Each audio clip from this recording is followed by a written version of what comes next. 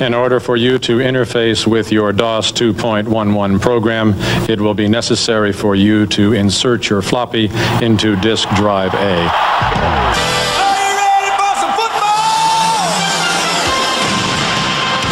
Cowboys have been ripping through the NFC East, blowing away 3 division rivals. They're undefeated.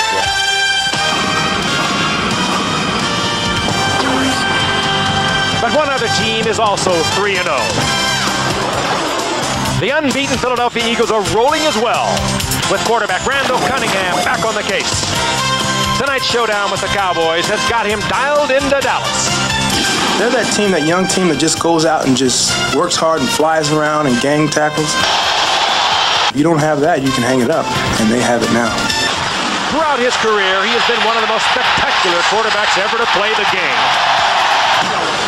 The knee is fine now, and Cunningham is wowing him from coast to coast. Seeing other people just enjoying themselves is what my job is. So I guess I can look at myself, or we can look at ourselves as entertainers. Equally entertaining is the Eagles' defense, the best in football. But tonight's game is strictly business. We just want to be a machine that goes out and does what it takes to win, and then get off the field. It's the battle of the undefeated, the Cowboys and the Eagles, on ABC's Monday Night Football.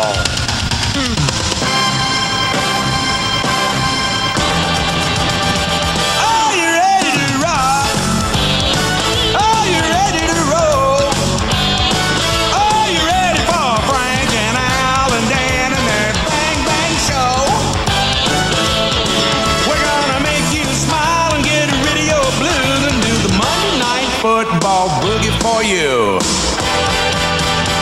I bet you're ready for some football.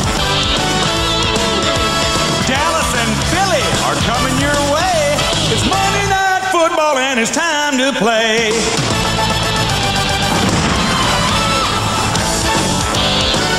The Liberty Bell, a familiar landmark in Philadelphia, Pennsylvania, and another familiar sight, a replica of the bell high atop Veterans Stadium, jammed to the rafters tonight. A noisy, partisan Philadelphia Eagles crowd on hand. A supercharged air of excitement as tonight 2 bitter rivals from the NFC's Eastern Division get it on once again. Hello again, everyone. I'm Frank Gifford, along with Al Michaels and Dan Deerdorf. Happy you're with us for a happening, and that's what a Cowboys-Eagles game has become here in Philadelphia. Both teams come in at 3-0, and whoever wins tonight is going to take a big step in winning the Eastern Division of the NFC. Philadelphia, of course, without their quarterback last year, Randall Cunningham, went 10-6. They missed the playoffs, and the Cowboys knocked them out in the 15th week of the season. That has fueled the fire on this long-running rivalry. Meanwhile, the Dallas Cowboys returned to the playoffs. They went 11-5, and amazing turnaround, Al. Only 3 years after Jimmy Johnson came in. He was 1-15 that first year. They make the playoffs at 11-5. A truly great turnaround. Since that disastrous 89 season, Frank, the line on their graph has gone straight up. And the question a lot of people asked at the beginning of this year was not if the Cowboys would get to the top, but when. They'll go a long way toward answering that question tonight. Because they're 3-0. They've already beaten Washington. And if they can beat Philadelphia at the Raucous Vet on a Monday night, they can beat anybody anywhere. And if they win, they're going to wake up tomorrow morning favored by a lot of people to go all the way to the Super Bowl. But Dan, first things first, it's a tough task ahead tonight against a team, the Philadelphia Eagles, playing about as well as you can play. And you asked the question, and I'll ask another one. Are the Philadelphia Eagles the best team in the National Football League? And you might say, well, how can you ask that question with them having lost Jerome Brown tragically in the auto accident back in June, and plus they lost their all-pro tight end Keith Jackson to the Miami Dolphins? Well, they've had 2 additions. One, of course, Herschel Walker, the rejuvenated running back that has really brought back the running game to Philadelphia. And, of course, Randall Cunningham, the NFL's most exciting player, is back under center. Factor in the best defense in the National Football League. Are the Eagles the best team in the NFL? If they beat the Cowboys here tonight, the answer is yes. It is an absolutely perfect night, as Frank stated. At the very top, it is a happening. An electric atmosphere. The crowd has been raucous for the last 15 minutes. And we are finally ready for the kickoff. And the Eagles will send the ball to the Cowboys off the foot of Roger Ruzek, who has booted the ball into the end zone for a touchback 9 times in 17 kickoffs, including 8 straight Back deep, 83 is Kelvin Martin. 29 is Kenneth Gant. Alexander Wright, who normally runs kicks back, is out with an injury. Martin ruined them last year in the game here. His punt return was the difference in the game when Dallas came in the next to last week of the season and knocked Philadelphia out of the playoffs. So here we go from the vet. The kick sailing to the 4-yard line, and this is Martin past the 20 and brought down at the 26. And the Dallas Cowboys begin from there. Troy Aikman, the #1 pick out of UCLA by the Cowboys 4 years ago, and now one of the premier quarterbacks in the league. 6 touchdowns, 2 interceptions. Emmitt Smith is their key man. Johnston, the blocking back. Irvin, the great wideout with Harper on the other side. Novacek, the pass-catching tight end. 2-8. Newton, Stepnoski, one of the finest centers in the league. Giesick and Eric Williams, and they'll have their hands full tonight. 1st and 10 from the 27-yard line. The fake to Smith. White pursues Aikman, who has to throw the ball away. And there's a marker down, and they may call Aikman for grounding. No receiver near the pass. Yeah, I don't think May out. Yep, that's it. What a disastrous way to start a ballgame. Look at the speed of Reggie White. 290 pounds. Intentional grounding. Number 8. Penalty enforcement is the spot of the foul. Loss of down.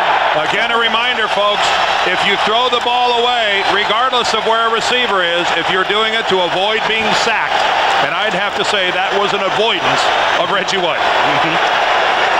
Up front for the Eagles, White, Golick, and Harmon are the tackles. Simmons, the bookending right defensive end along with White. Joyner, who had that tremendous Monday night game in Houston last year with Evans and Thomas. The cornerbacks, Jenkins and Allen. Allen went to the Pro Bowl last year, and the hard-hitting Waters and Hopkins are the safeties. It is 2nd down and 25. And Smith goes nowhere as the Eagle defense sends out an immediate message. Mike Golick, number 90, the first to hit him.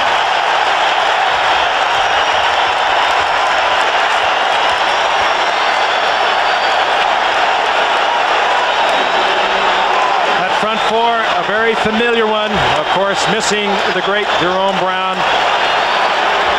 who died back in June, but they are playing an inspired brand of football. They play that way anyway, but they're playing it also because of Jerome Brown. He is a specter that hovers over this team. Eagles, as you saw, 11 straight games not allowing 90 yards rushing, an NFL record.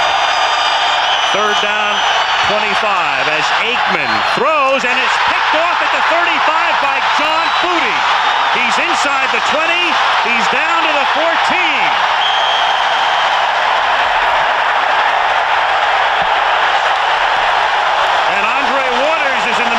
One along with Nate Newton. The benches are clearing. Well, it only took 1 minute and 10 seconds for all of this to happen. Well, all I think back is to what Jimmy Johnson told us yesterday. When we won the game here in December, we didn't have a turnover. If you allow the Eagles, they will go into a frenzy early if you make a mistake. This is a mistake, and the Eagles are in a frenzy. And for the Cowboys, not only have they lost the ball, but Mark Stepnoski has been injured. Their center's still out on the field. Another look. And Troy Aikman, who had been told not to take chances with it, throw it away, throw it into the ground, take the penalty, do anything but turn it over, makes the mistake early. Well, Booty played it perfectly. He knew he had Wes Hopkins deep. He was able to fall off underneath, and John Booty knows that he has given his team a lift early. Lots of pride on this Eagle defense, and justifiably so. Last year, #1 against the rush, #1 against the pass, #1 overall. They are exactly the same now after 3 weeks of the season. And look at this. At least 1 turnover in 100 of the last 102 regular season games. If you like anything about defensive football, they're fun to watch. There's Booty, former Jet when Rich Kotite was the offensive coordinator there. several former Jets on this Eagles football team. Bud Carson, of course, the defensive coordinator, and Rich was the offensive coordinator with the Jets, and Bud Carson recognized by people in this game today as maybe the premier defensive coordinator around. First down, Eagles at the 14, a minute 10 into the game. Cunningham off the fake, gets pressured, steps up inside the 10, down to the 3. It's going to be first and goal. He's stopped by Tony Tolbert. Here is the Eagle offense. 8 touchdown passes, nary an interception in the first 3 games for Cunningham. Walker, of course, the former Cowboy and Viking, a new home here with Byers, who does everything. Barnett and Williams emerging as a fine tandem. Pat Beach is the tight end, with Keith Jackson having been signed by Miami. Heller, Shad, Alexander, Floyd, and Anton Davis, the offensive line, which was a sore spot for the Eagles the last couple of years, but they seem to be improving. First down, first and goal. Here's Walker burrowing to the 1-yard line. Tremendous second effort there, and the Eagles, in effect, are in a 3 tight end situation down here. Keith Byers, their big, talented, versatile back who can block like a tight end. Here is the defensive front for the Cowboys with Tolbert, Casillas, Maryland, and Charles Haley, the former 49er, to shore him up. They go with a rookie, Robert Jones out of East Carolina, flanked by Smith and Norton. The secondary, they like to gamble a lot. They're suspect. Holton Brown on the corners, Washington and Horton to the safeties. Second down and goal from the 1. That's Byers in motion. Walker, and Herschel gets bunched up at the 1-yard line. Robert Jones and Vincent Smith are there, and the one thing the Eagles have had a problem with is running for touchdowns. They have not rushed for one since late last season. Every one of their scores this year have come through the air. Well, one of the things they try to do on that play, watch the cross block. Watch the right guard pull out and try to make a block and get driven all the way back. Eric Floyd gets pounded into the backfield. When you're on the 1-yard line, any type of straight-ahead blocking makes more sense than combination blocking. Randall good at the bootleg from this position, giving him an option to run or pass. Third and goal. Byers in motion out of a tight set. Here's the roll to the right. Touchdown.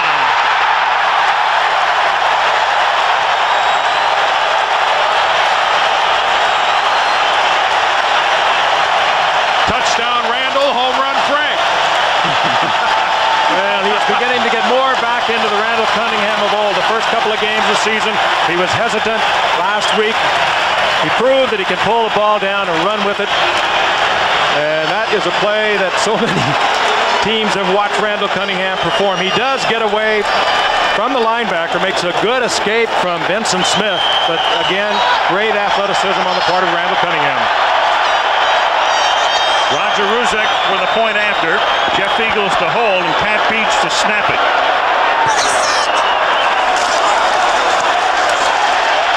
Tough to start any better than that.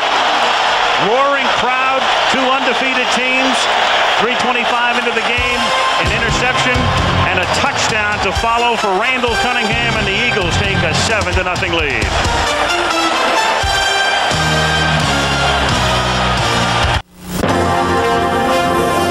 ABC's NFL Monday Night Football. Brought to you by Nissan. It's time to expect more from a car. By Bud Light. If you want great taste that won't fill you up and never let you down, make it a Bud Light. By HBO. Michael Jackson, the king of pop. He's not coming to America. He's only coming to HBO. And by Federal Express.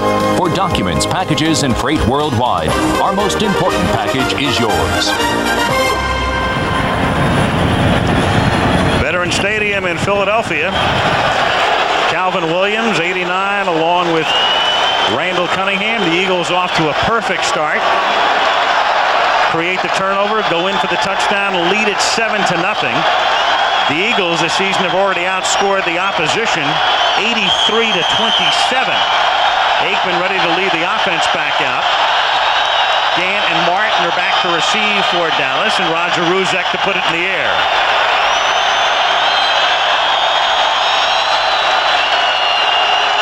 Ruzek, a former Cowboy. His first kick went to the 5-yard line, and this one to about the same spot. Martin again. Oh, what a tackle by Keith Sherman, the Philadelphia running back. Even the Eagle running backs are hard hitters. Well, I'll tell you, Dallas has got to come out here now and settle down. And if they get another turnover, this could be lights out very, very early. They just come out, play their offense. They know they got a good football team. Look at this hit. Keith Sherman, the running back. And that's textbook. That is driving through. You got that. I mean, you can just teach that to anybody. That's precision. Mark Stepnoski, who was shaken up on the last Dallas series, is okay and back in and snaps the ball to Aikman, who gives it to Emmitt Smith, who can't go anywhere. Oh, the ball came out of there. The ball came loose. And Eagle had it. Jerry Markbright. I'm sure he pulled it out before he went down. No, they're going to whistle it dead. Very fortunate, I think, for Dallas. It looked to me like the ball was stripped out before Smith hit the ground. Okay, he's got the ball. Now let's watch to the left and see an Eagle's going to come in and actually grab the football. There it is right there, Clyde Simmons. A good break for Dallas. That was a fumble. 2nd and 10 from the 16. Aikman throws a little bit behind Irvin, who makes a great catch, though. He's inside the 40, the 30, and brought down at the 22-yard line by Eric Allen. And that's exactly the type of thing that Michael Irvin can do. The spectacular catch and the great speed, and all of a sudden, the Cowboys are at the Philadelphia 25-yard line. This time Eric Allen makes the mistake. He's one of the best cornerbacks in the league, and he goes for the interception. But look at this catch. Reaching back behind him, then the concentration. And it's a foot race that he'll lose, but not until he gets a first down at the 25-yard line. Eric Allen going for that interception. The Eagles are always thinking turnover. You have to give that credit to, I think, to Michael Irvin. I mean, that was a poorly thrown pass well behind him, Frank. Amazing catch. 59 yards. And Aikman going for 7, throws incomplete. Novacek, the tight end, who catches a lot of passes, was double covered. So Michael Irvin, who had a tremendous day against Phoenix in the Cowboys' last game 2 weeks ago, he scored 2 touchdowns in the first quarter and 3 overall, picking up tonight where he left off 2 weeks ago. And if ever a team was desperate to get out of their end of the field, I mean, look at the concentration reaching back with that right hand. That's a great effort. That sure is. Big, talented receiver. 2nd and 10. Dallas at the Philadelphia 25. 10:04 left first quarter. 7-0 Eagles. A little toss to Emmitt Smith. And Smith, who led the league in rushing last season, picks up a very hard-earned 4 yards. He was belted, and I mean belted, by Isaiah Jenkins. He was repelled. We've got an Eagle player down on the field. And slow in getting back up, Seth Joyner. Boy, he's such an important element to this defense. Trying to shake it off, not going towards the bench. Looking now to the bench. And a guy who likes Monday night, Frank. Oh, wasn't he great in Houston? Al alluded to it a while ago. Incredible night. 3 interceptions he had, or 3 sacks of quarterbacks that night. 3rd and 5, and Aikman hits Irvin, who gets wide open for the touchdown. I think it was a play. I think, did Philadelphia call a timeout before the play is the question. I don't think this was a play. The officials are acting like it never happened. Play does not count. Philadelphia called a timeout prior to the snap. First charge, timeout, Philadelphia. And it was actually Eric Allen, the man that was covering Irvin, that called the timeout. And Michael, that's the only reason you were that wide open. But Eric Allen, the player who's covering Irvin, is actually the guy that signals the timeout, and that's why Michael was so wide open. Here's Allen right here. Look at him. This is Irvin here, but look at him calling for the timeout. So he just lets Irvin go right on by. It got the Cowboy fans excited for a minute, but no deal.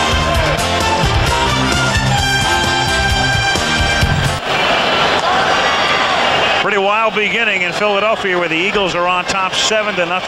Rich Kotite now in his second season with the Eagles. Took over when Buddy Ryan was fired. Jimmy Johnson, of course, only the second coach in the history of the Cowboys. After the great Landry run, Jerry Jones bought the team. Johnson in his 4th year.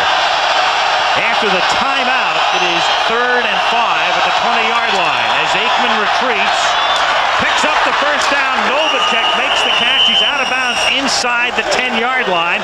Wes Hopkins and Izell Jenkins converge on the tackle. It's going to be 1st and goal. And Novacek was working on Seth Joyner, guys, and I don't think Joyner can cover him. Seth Joyner is going to have to come out of the game. I mean, he should take himself out because he didn't look like he was able to stay anywhere near Jay Novacek. And Novacek is not your ordinary tight end. You can put him out, play him as a wide receiver, and we know that Joyner is playing with a bad leg, but Novacek has got great speed, great quickness, and it's hard to cover him with a healthy linebacker. It's a gallant effort by Joyner.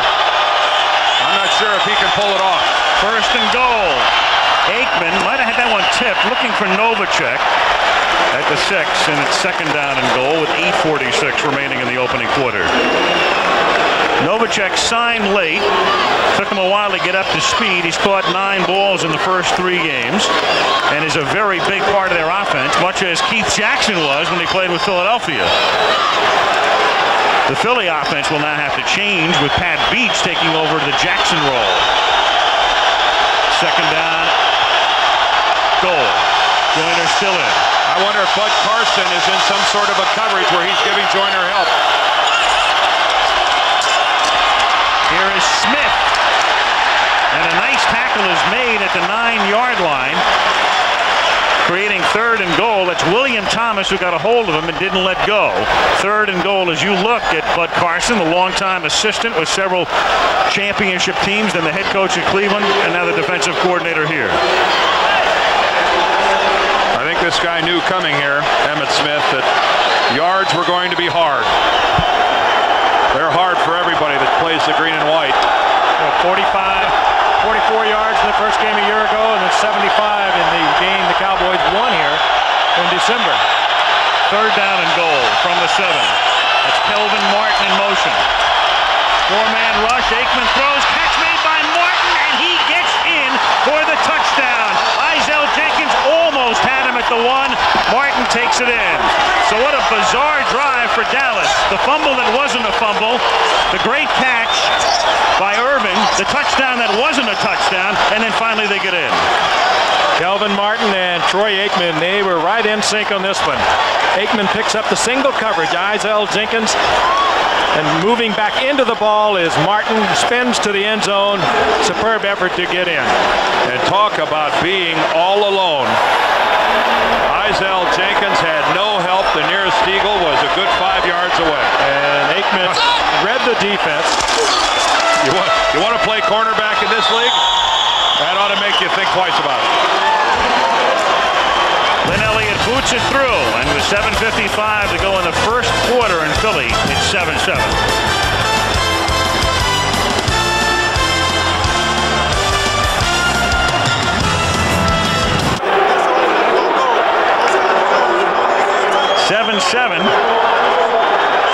With 7:55 to go in the first quarter. As you look at Izell Jenkins beaten by Martin on the last play. The bouncing kick off the foot of Elliott bounces through the end zone. Sikahema hands it to Jerry Markwright, and the Eagles will begin their next drive at the 20-yard line. Kelvin Martin on the right, scoring his first touchdown since November 12th of 1989. As you look into Veterans Stadium from high above, the Goodyear Blimp Spirit of Akron providing the scenics. Take a look at the numbers on the Dallas scoring drive, engineered by Aikman. When we say Martin hasn't scored a touchdown since '89, that's a touchdown on a pass. He's scored a couple on punt returns, including one on our opening Monday night game this year. And one here last year against the Eagles that broke their back. 85 yards.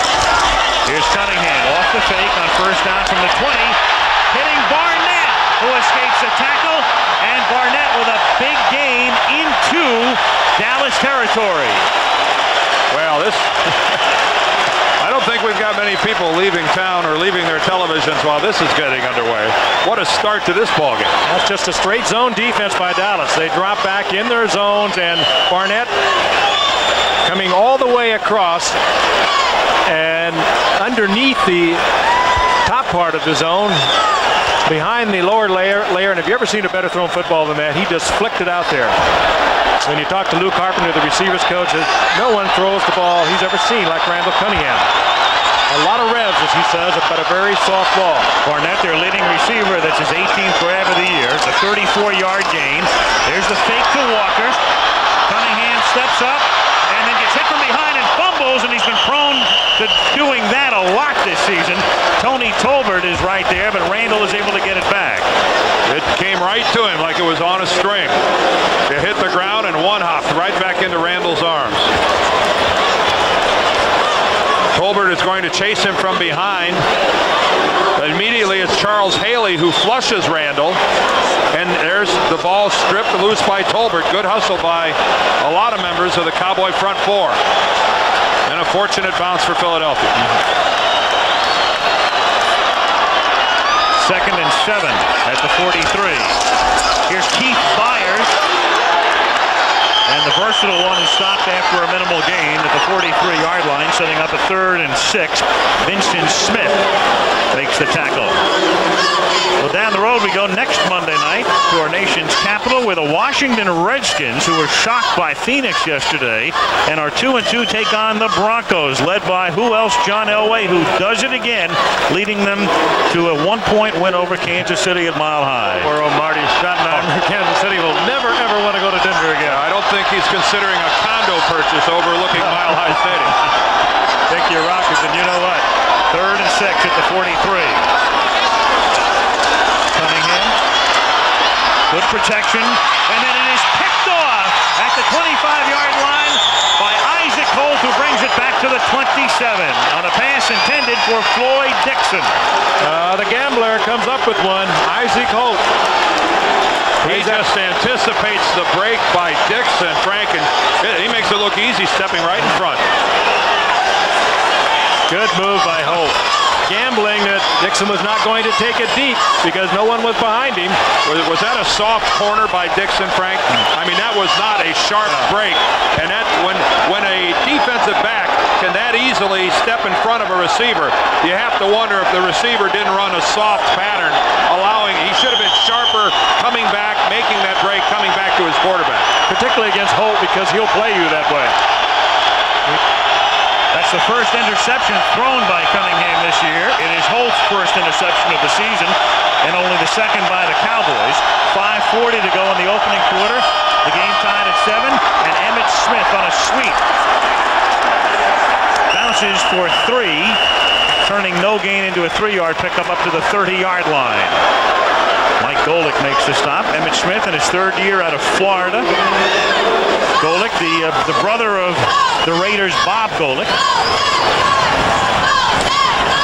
What did Bob say to us last week when we saw the Raiders? How come my brother wears M. Golick on the back of his shirt? Are they going to confuse him with any of the other Golicks on the Eagle team? I just want to know, how could two brothers look so dissimilar? One tall and angular, the other one... Sorry, Bob. 2nd and 7 from the 30-yard line. Aikman to Novacek, who loses the football. It's incomplete. No catch, no fumble. 3rd down.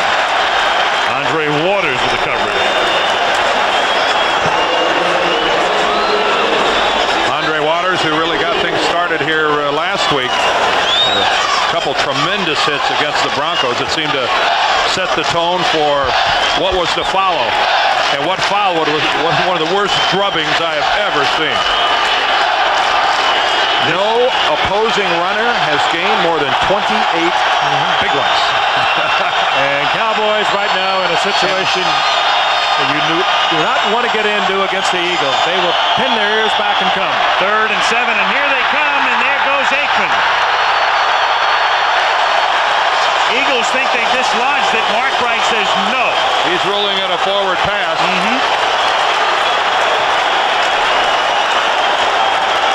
That was just the entire offensive line collapsing back into Aikman. Enough coverage downfield that Aikman could not release the ball on that 5 count that he likes to release it on, and they just collapsed into their quarterback.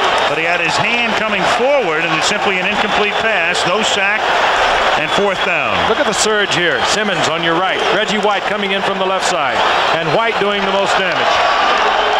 Almost looked like Aikman didn't let that ball go intentionally. A good pickup here for the Eagles by Sikahema. Oh, he's a dangerous one. Former Cardinal and Packer, plan B pickup to run back kicks. Mike Saxon to punt. He's one of the best in the league. And the whistle blows with 4:40. And it's going to be a delay of the game call against the Cowboys to the displeasure of Johnson. Let's get the call from Mark Bright. Delay of game. Offense. 5-yard penalty. 4th down. That's the special teams there. You've got to be ready to get in there, and the Cowboys slow getting in there to get set. You think it's a coincidence that the NFL assigns a referee like Jerry Mark Bright to something as hot as this game between the Eagles and the Cowboys? Well, one of the very best, and has been for a long time. Saxon's punt. Fair catch called for and made by Sikahema at the 40-yard line. 35-yard boot. Eagles get it back. 4:33 to go in the first quarter. The game time 7-7. And now it's time for our regular feature on what's new in the world of sports science and technology.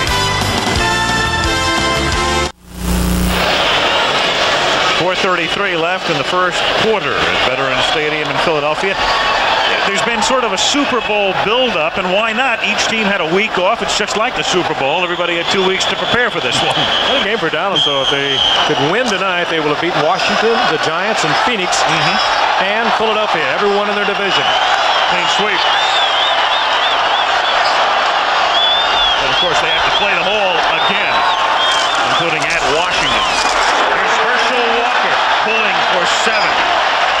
Out to the 47-yard line. Charles Haley, the former 49er, picked up by Dallas prior to the start of the season, makes the stop. And what a key man he will be as this season progresses for the Cowboys. Well, I mean, it's just an indication of the commitment that Jerry Jones and Jimmy Johnson have to winning. I mean, here's Charles Haley, who was unhappy in San Francisco, let everybody know it, and yet since he's been in Dallas has just been perfect. Jimmy Johnson said it could not have worked out any better for him. 2nd and 3 at the 47. Good protection, catch made by Barnett, and he fights for a first down and more, and Barnett then loses the football. Was it down? And the umpire is saying yes. Barnett likes to do that. He does that in the end zone a lot. That's part of his touchdown move. Here, he's stretching for extra yardage. He'll do it for a first down also, and that's what he thought he was doing there, I think, Al, and he fortunately was down, fortunately for the Eagles, and the official right on top of it. It was a great effort to pull out of the grasp of Larry Brown, but he's carrying that ball like a loaf of bread. Now look at him stretch it out. He is down when he releases the football. You can't count how many risks he took carrying the ball. Larry's down. He has the ball, but you know, he's just carrying it in the right hand one-handed, the left hand one-handed. That'll come out sooner or later. First down at the 43-yard line. Herschel Walker again to the 39-yard line. Robert Jones and James Washington make the stop, and there's no question about Herschel Walker. He has made both teams in this game tonight better. He certainly has. He made Dallas better by leaving, and he's made Philadelphia better by arriving. He could be one of the few players that puts 2 different teams into a Super Bowl. Yep. He hits does not Washington. Look like he's running that hard. Never James Washington. Washington hits Walker, and Walker ends up spotting the football 3 yards farther down the field. He's incredibly strong. 2nd down and 6. Fake to Walker. Cunningham, as he does so well, scrambles for another first down and then gets knocked down by the rookie, or knocked down by Ken Norton. Norton was trying to pull up. The side judge is right there, and there is no flag. Well, I don't believe. Well, that's the pressure Randall can put on you, though. The cornerback, Larry Brown, didn't know whether to play, go back with the receiver. He went with the receiver, and Cunningham turned it into a nifty pickup. Well, the crowd is booing, and I think justifiably so. Norton hits Cunningham 13 well out of bounds. 3/4. Jerry didn't know he had his mic on. I mean, that is a penalty. I don't think there's any doubt about that. Ken Norton makes contact with Randall Cunningham out of bounds. Do they call this or not? I mean, but look, I know he's trying to pull up. I think he even tried to hold him up. But why did he even touch him? I mean, is there really a need to even make contact with the guy? Well, we were also looking at it in slow motion. There it is. I mean, nobody's going to call that a violent blow. Look, he's trying to keep him up. Well, from that angle. But a great play by Cunningham, as Larry Brown was tied up with Barnett. Brown didn't know whether to come up or stay with Barnett. He stayed with Barnett. Cunningham pulled it down. It's a 12-yard run and a 14-yard penalty, which was half the distance, and this play is dead before its inception. Tony Casillas grabbing Cunningham, but the whistle was blown before the snap.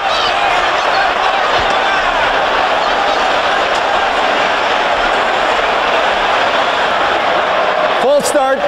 Number 73, offense. Prior to the snap, first down. Ron Heller over on the left side. Got his hands full tonight. He'll be dealing primarily with Charles Haley, even though they do move Haley over to the left side occasionally. But Haley with the incredible quickness. Not all that big, and he's a man you like to run at. If you go directly at him, you can handle him pretty good, and we've seen the Eagles do it a couple times tonight. First and 15 at the 18. A minute 56 to go in the quarter. Game tied at 7. Cunningham lofting it into the end zone, and it is incomplete, intended for the tight end Pat Beach, covered by Larry Brown, the corner.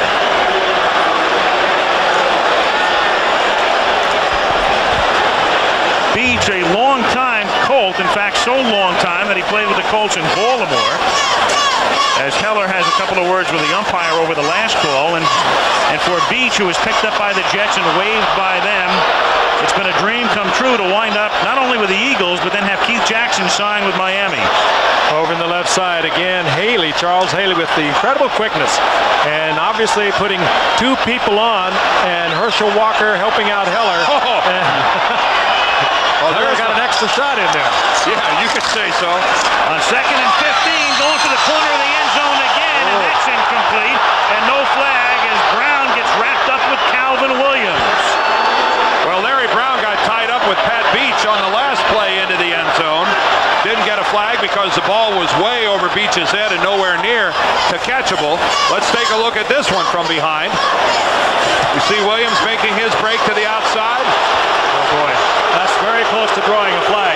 Yeah, I wish we could see his left hand and how much pressure he put on Williams. Well, the initial shot was after the 5 yards where you're allowed to make contact with the receiver. That could have drawn a flag.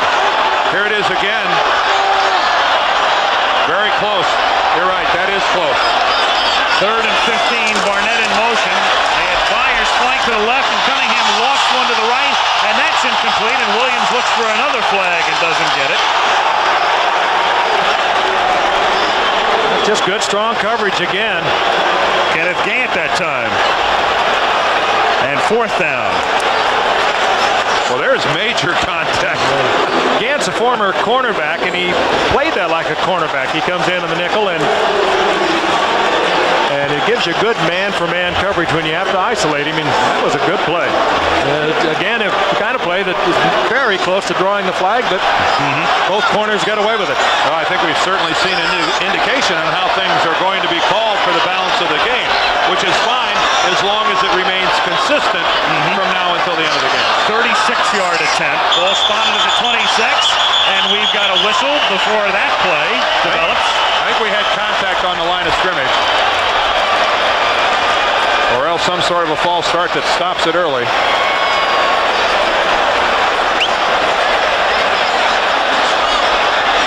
No one will ever say that Jimmy Johnson doesn't get into a football game. He was like a high school kid out there before this game.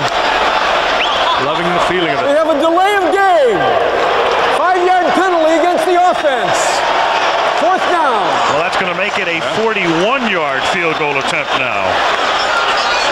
Ruzek has been so hot this year. He has not missed. He's 5 of 5. Herky-jerky first quarter. Neither team wants the other to really get into a rhythm, but plenty of excitement to this point. 7-7. It looked like Dallas was in big trouble until Michael Irvin reached behind him and caught that football and took Dallas from deep in their own territory. 41-yard attempt by Ruzek, who hasn't missed one this season and still hasn't.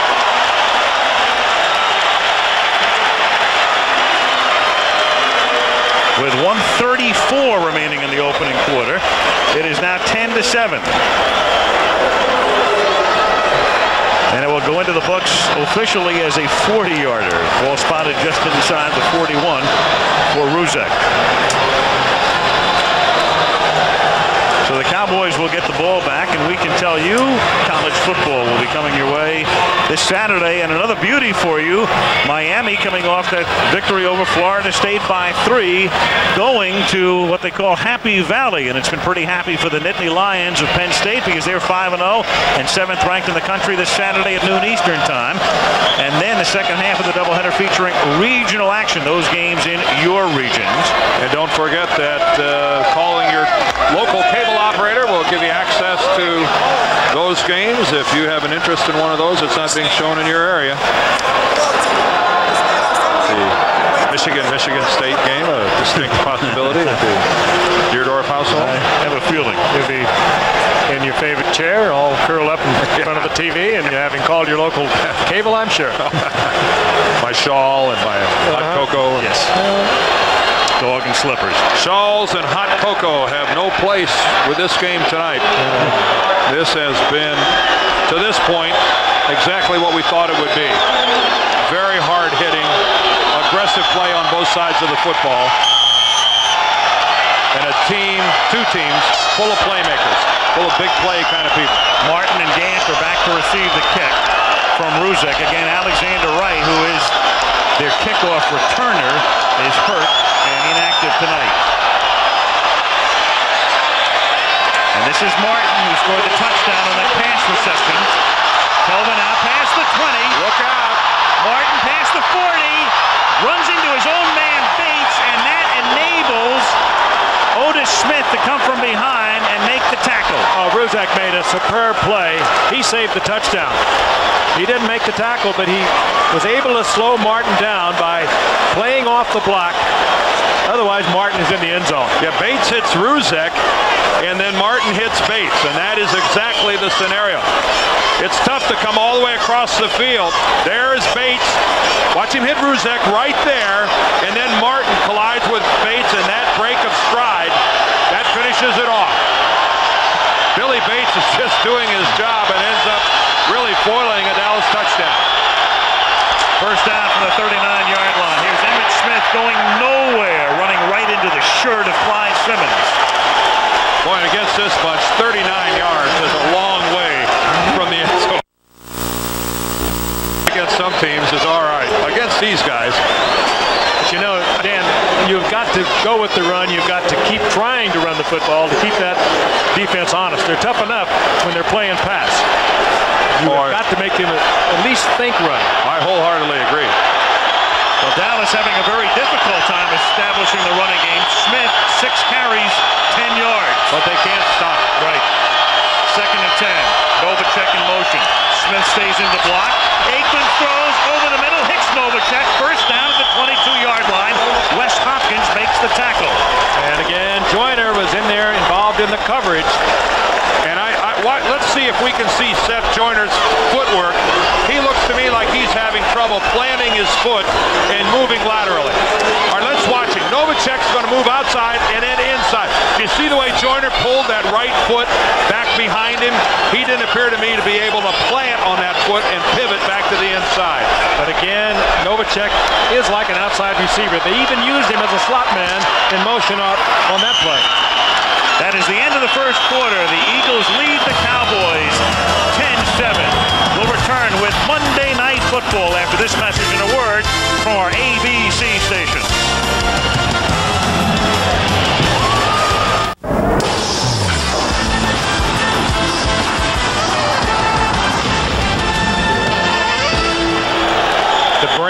for the Dallas Cowboys. That is Norv Turner, the offensive coordinator, on the left, and Dave Wannstedt, the assistant head coach and defensive coordinator, on the right. And I think they have picked up on the fact that Seth Joyner is hurting. We start the second quarter. Eagles up by 3. 1st and 10 from the 22-yard line. Emmitt Smith, on his biggest run of the night, picks up a first down. He's run out of bounds by Wes Hopkins inside the 10. It'll be 1st and goal at the 7. Boy, good block there by Alvin Harper as we look at the first quarter numbers. Each team with a turnover, but you see that Dallas gave up 7 points on their turnover. Time of possession, well, how about 2 seconds difference? Yeah, but in the past games, Philadelphia's been dominating in time of possession, and as you see there, they're right even with them. And as hard as this game has been played, and so many of the good things seems to have happened for the Eagles, look who's getting ready to put some points on the board, the Dallas Cowboys. They have a 1st and goal. The ball is spotted at the 8-yard line. Big hole for Smith. And then a hard tackle made at the 4-yard line as he runs into the brace of safeties, Waters and Hopkins. 2nd and goal. Andre and I have had our disagreements in the past, but I don't think anybody can argue with the fact that Andre Waters, the last couple of years in the National Football League, has cleaned it up. This is a guy who always hit as hard as anybody in the game, and the last couple of years in the NFL has been playing strong safety, as good and as hard and as clean as anybody. Prior to that, he had drawn a couple of heavy fines. 2nd and goal from the 4. Emmitt Smith again for a gain of 1.5 yards as Simmons wrapped him up at the 4, and then Smith was able to keep the legs moving and ride Clyde for another 1.5 yards. It'll be 3rd down and goal. And the Cowboys looking at a rarity, a possible score on the ground against Philadelphia. They don't give up many.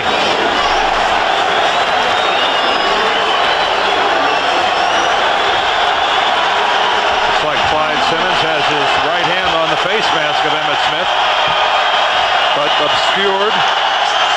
A lot of production for a 9th-round draft choice, Clyde Simmons. Aikman takes a timeout as the Cowboys prepare for a 3rd and goal. Is that their 2nd timeout they've had to take already? Just their 1st. Yeah, good guess. Half right. One of those. 13-14 left in the first half. Al Michaels, Frank Gifford, Dan Dierdorf, Veterans Stadium in Philadelphia. Eagles lead by 3 as the Cowboys come up to the line of scrimmage, which is the 2-yard line. The Eagles have allowed 1 rushing touchdown in the last 10 games dating back to last year. 3rd and goal after the timeout. Aikman to throw.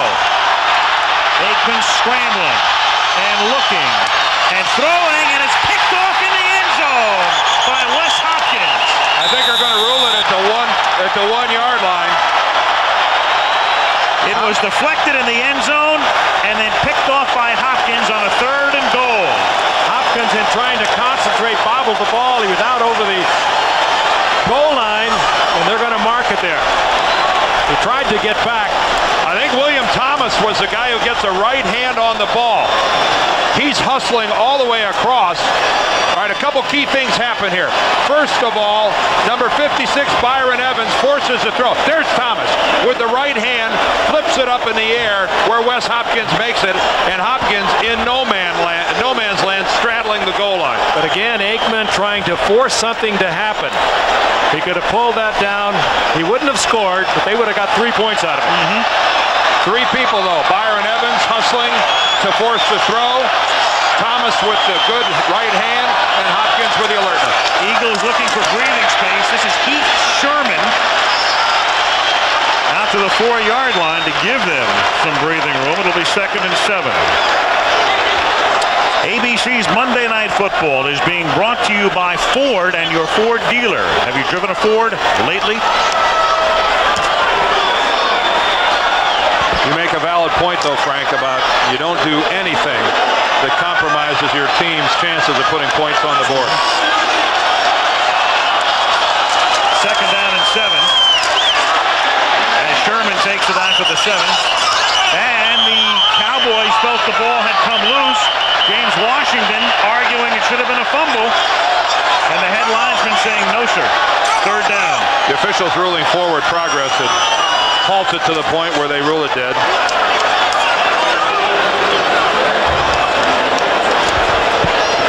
Again, a reminder, these two teams have had 15 days to get ready for this.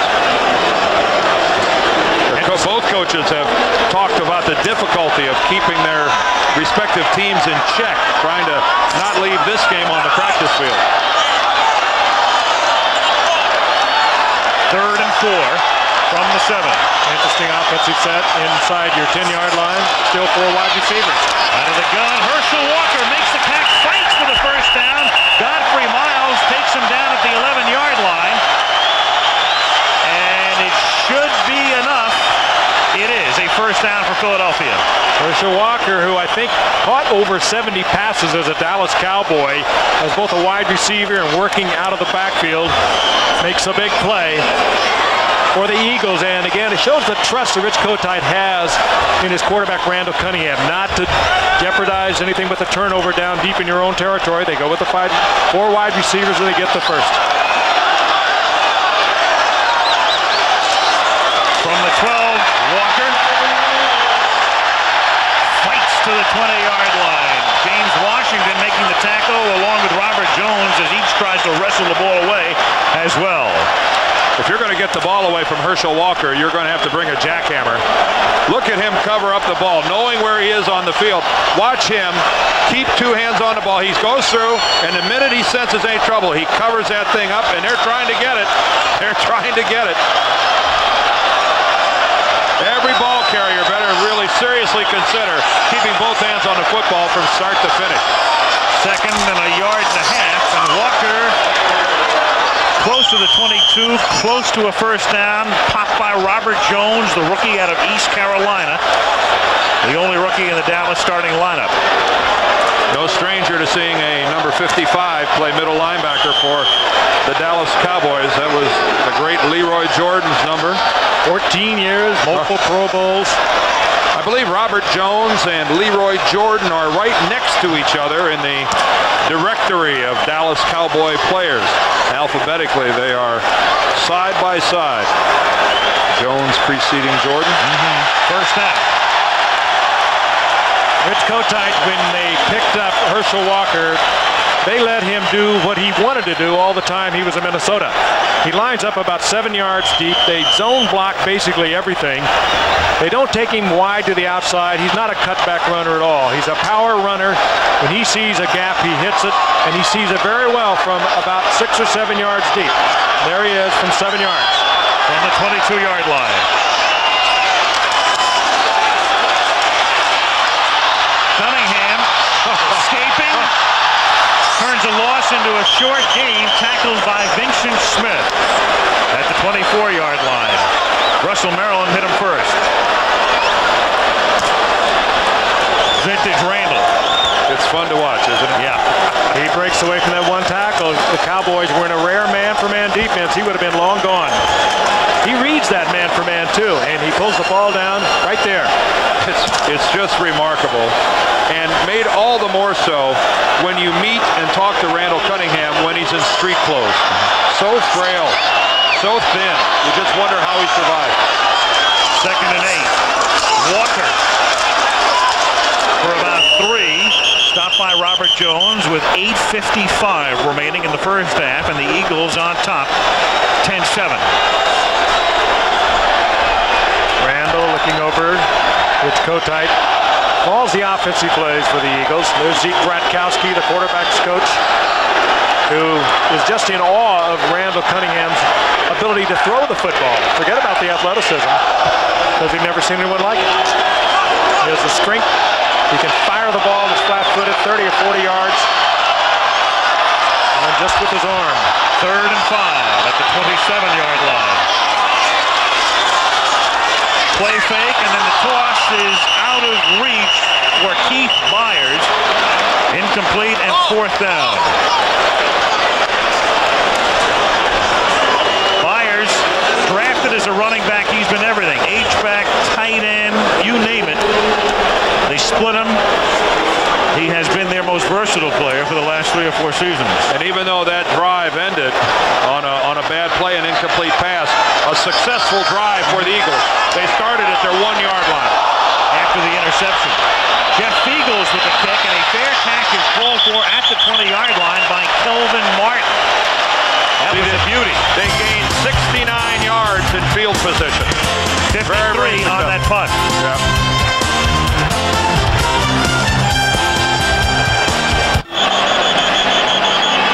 From the Goodyear Blimp Spirit of Akron, a look at downtown Philadelphia. One Liberty Place in the center of your picture there on a sparkling early autumn evening.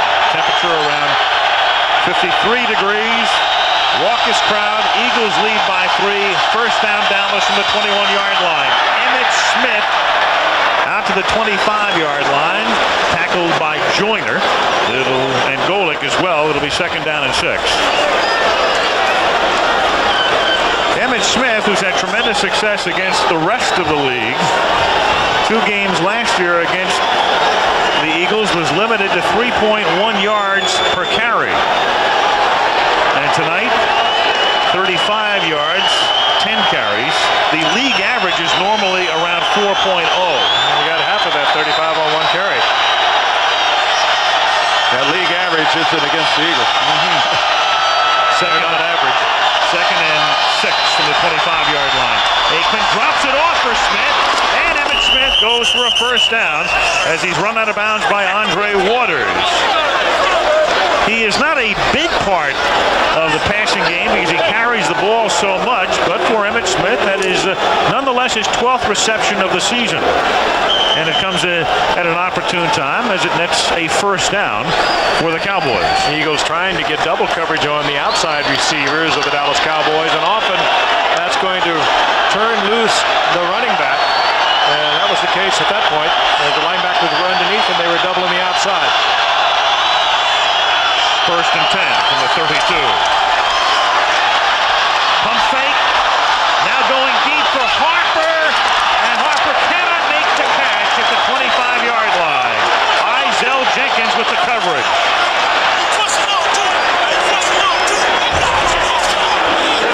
Harper, the receiver from Tennessee, also a world-class high jumper. They use him in situations where they get down into fade patterns at the goal line. This time he goes up high but doesn't come down with it. Had a chance to handle this ball.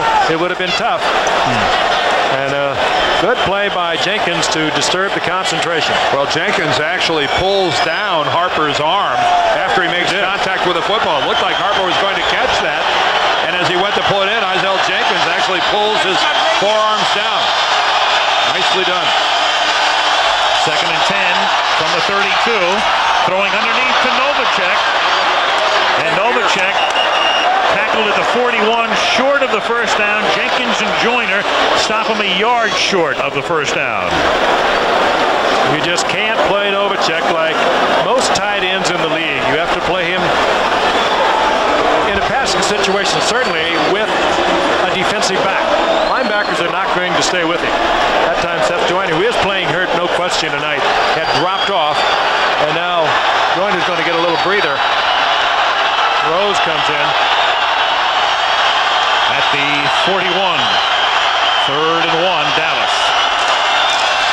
Smith, first down. Emmitt to the 44-yard line as the clock ticks down to 6 minutes remaining in the first half, and the Eagles on top 10-7. I just can't help but watch the Dallas Cowboys on offense, on defense, their special teams alertness, and every time it seems they handle the ball being so close to breaking a big play. All I can think about is 1 and 15. What, 3 years ago? Yeah. 1 and 15. And now look at this ball club. Young and emerging and on the way up, and obviously a ways to go. This team gets better every week. From the 44, Aikman flushed out, throws on the run, and that's incomplete, and there is no flag intended for Michael Irvin, covered by Hopkins. White putting the pressure on. Well, we've illustrated, in a sense, how far the Cowboys have come with Jimmy Johnson. There he was in '89. was against Washington. Nice sound effect. A little bit better in 1990, and then last season.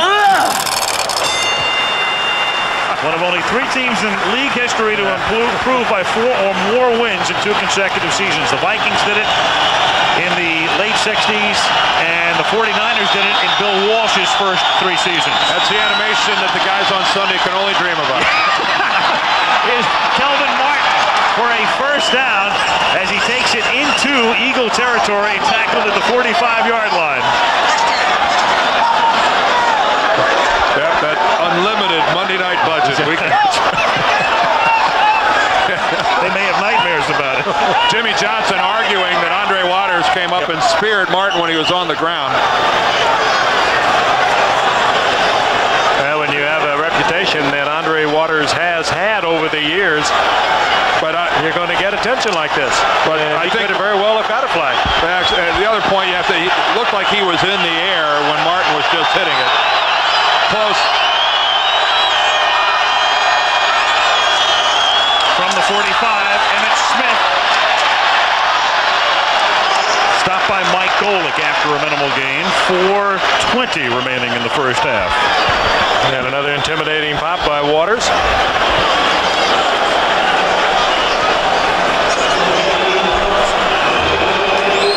Second and 9 at the 44-yard line. Waters and Hopkins, the 2 safeties. Andre in his 9th year. Hopkins also in his 9th year. In terms of service, Hopkins, the longest serving of the current Eagles. Here since '83. From the 44-yard line on second and 9. And Aikman gets tackled at just about the line of scrimmage. Harmon and Simmons converge for the tackle. It'll be 3rd and long. I think Harmon decleated Troy Aikman. Reached out a hand and snagged his leg. Andy Harmon from Kent State. Again, a promising-looking kid for a 6th-round draft choice. They're getting a lot of work out of him, alternating along the interior part of that line. He can also play on the outside. Well, everybody in the middle is getting a lot more work because of Jerome Brown. There you see Harmon gets in. Now he's got Aikman's shoe there. Now, are we going to see some sportsmanship? No. 23. Go get it yourself. 23. Mark Bright setting the 23 seconds on the play clock. Andy Harmon saying, hey, if you're going to run away from me and make me work to catch you, go get your own shoe. And 9 at the 44-yard line. Aikman pressured, throws underneath for Smith. He loses the football as Joyner made the tackle. Loose on the far side. Who's got the football? I think there's going to be a Dallas. Holding call against Philadelphia. There's a flag down at the 27-yard line, well downfield. Well, Seth Joyner, he's not playing at full speed. But even at 80%, he's still better than most linebackers in this game, and he forces a fumble by stripping the ball away. Novacek coming off the line of scrimmage there. He's going to draw the holding call. Holding, number 30, defense. Ouch. 5-yard penalty, automatic first down. Otis Smith. Ouch. Part of the nickel combination and doing anything he can to slow down Novacek. Novacek breaking to the inside, and Smith sensing he was going to be beaten deep, and he was man for man. He had to hold him, and he did, and drew the flag. Keep in mind that field judge back there, his responsibility is to watch the tight end release from the line of scrimmage. It was apparent the hold, and that was an excellent look that Kenny Wolf and Craig Janoff gave us of the official looking right at it and throwing the flag.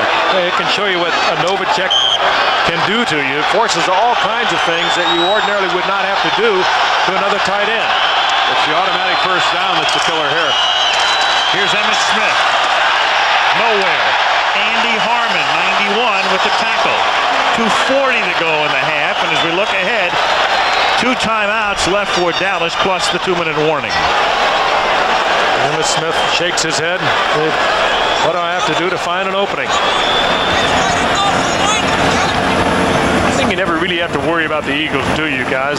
About their tackling. You know, you talk to the coaches, well, we didn't tackle well. We didn't tackle well. You never hear that about the Eagles. No, not when you look at that chart that says overall against the run and against the pass, and all you see are number ones. Number one in the conference, number one in the league. On 2nd and 11, Aikman, that is deflected, and it is incomplete.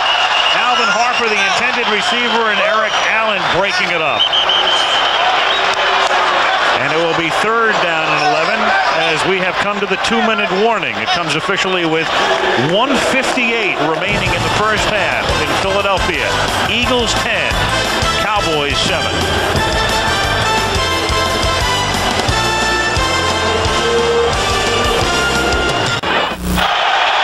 3rd and 11 for the Dallas Cowboys at the Eagle 40-yard line. Eagles up by 3, 1:58 to go in the half. 2 timeouts remaining for Dallas. Aikman has to get it to the 29, hits Novacek, and he gets tackled at the 33-yard line. His 4th reception of the game.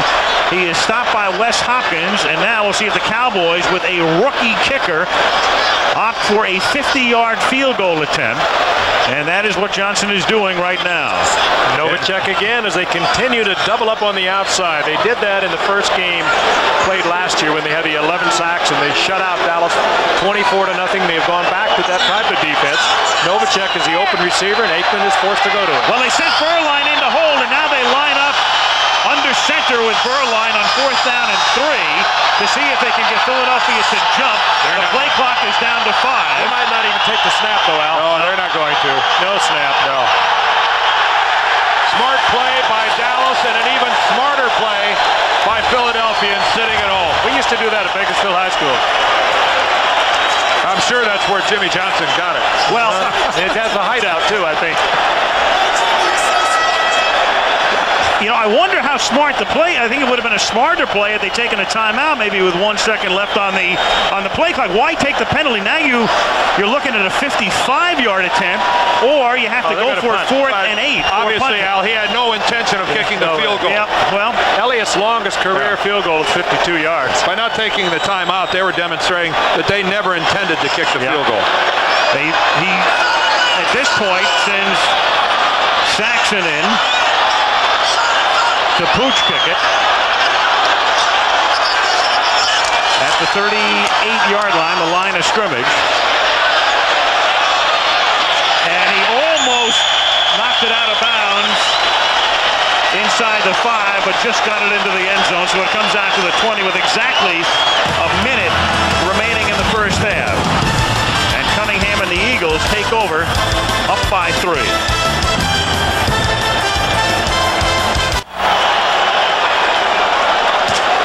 1 minute remaining in the first half. Eagles have it at the 20. They have 2 timeouts at their disposal. Cunningham nearly sacked. And then takes it back early and gets the first down. I don't believe it. What a pleasure to watch.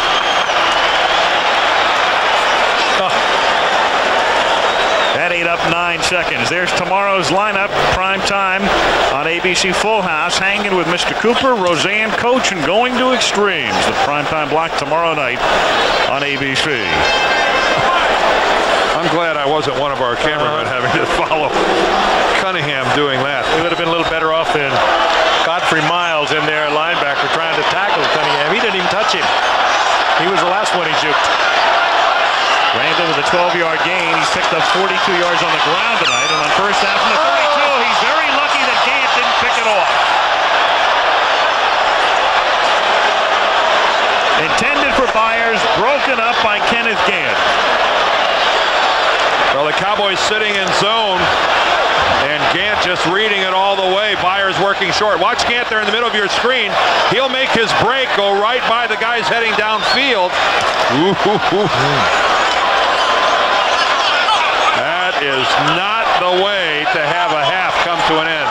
We may see Randall be a little more selective here. Shotgun, 2nd and 10 at the 32-yard line. 3-man rush. They put the pressure on, and it's 1 hop to Williams up at the 44-yard line. It'll be 3rd down and 10. 42 seconds and 2 timeouts left for the Eagles. And Dan was right. deliberately one-hop by Randall Cunningham. And he was looking over and said, "We're going to let the clock go." But now with 2 incomplete passes and the clock stopping, Dallas is looking at getting the ball back here. I won't guess. How many timeouts does Dallas have? They've got 2. 2, okay. You had a 50% chance again. Yeah, I've discovered that snowballs. Once wrong, you stay wrong. 33% chance. 3rd and 10.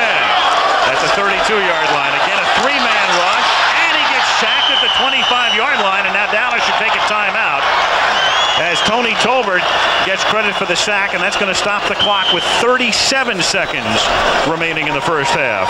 A good play by Randall. Good coverage by the Cowboys downfield. He wasn't going to try to force anything in there. Go down at the 25-yard line. Dallas takes a timeout. They have 1 left. They'll be getting the ball after the punt with 37 ticks remaining in the half and a 3-point Eagle advantage.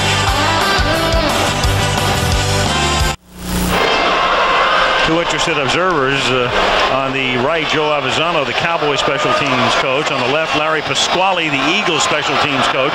The Eagles are going to get the ball. And the man to watch here is Isaac Holt, right there, the premier kick blocker of the Cowboys. Cowboys will get the ball after the Eagle kick. Fiegel sets up at his own 10-yard line. Holt, number 30. Dallas has blocked 6 kicks in the last 12 regular season games, but Fiegel gets off a beauty at the 23-yard line. Martin runs out of bounds at the 33, so that's where Dallas has it with 26 seconds and 1 timeout remaining after a beautiful 52-yard boot by Jeff Fiegels. Veterans Stadium opened in 1971, home of the Eagles and the Phillies. And their Eagles unbeaten, as are the Cowboys coming in, each team 3-0. The winner, undisputed possession of first place in the NFC East. Bud Carson, the defensive coordinator of the Eagles, watching his charges. If you're Norv Turner, Troy Aikman, Jimmy Johnson, and the Cowboys, how aggressive do you get here with this amount of time left? From the 34-yard line. This aggressive. Yep. Aggressive enough that it's incomplete. Intended for Irvin, who's been limited to only 1 catch tonight.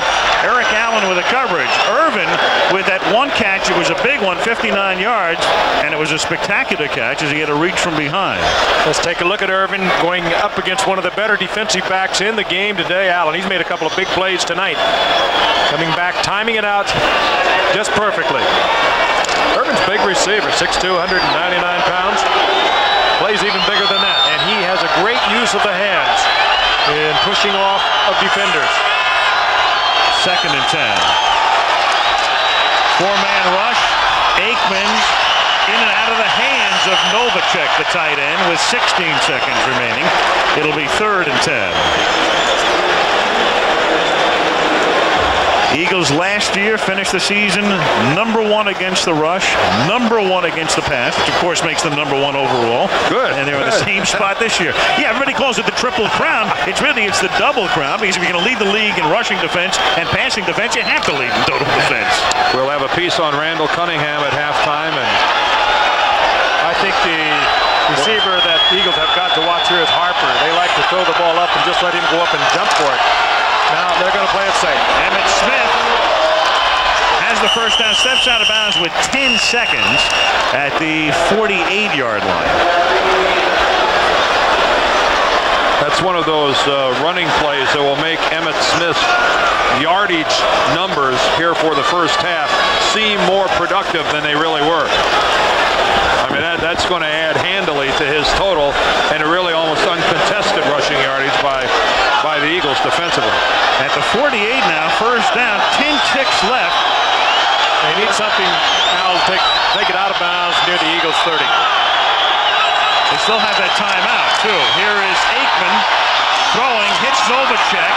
He's trying to get out of bounds and can't at the 45-yard line with 3 seconds, and Dallas. Why would you run a 7-yard pattern in that situation with 10 seconds? They're going to take the time. I don't understand that makes no sense whatsoever to me.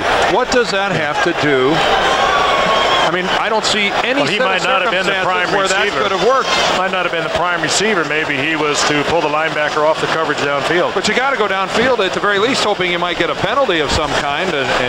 Right. Yeah, that. And with 10 seconds left, I mean, you need 25 yards to set up a field goal attempt.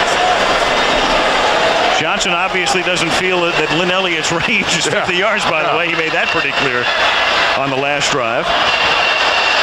But was it a year ago in RFK Stadium? They went with, I hate to even say it, I get some heat about saying Hail Mary, but they went with the Hail Mary against the Washington Redskins, and they were successful to Harper just before the half in that game. Well, that's what they're down to here. You've got 3 seconds. The place kicker Elliott, but he is no factor at this moment.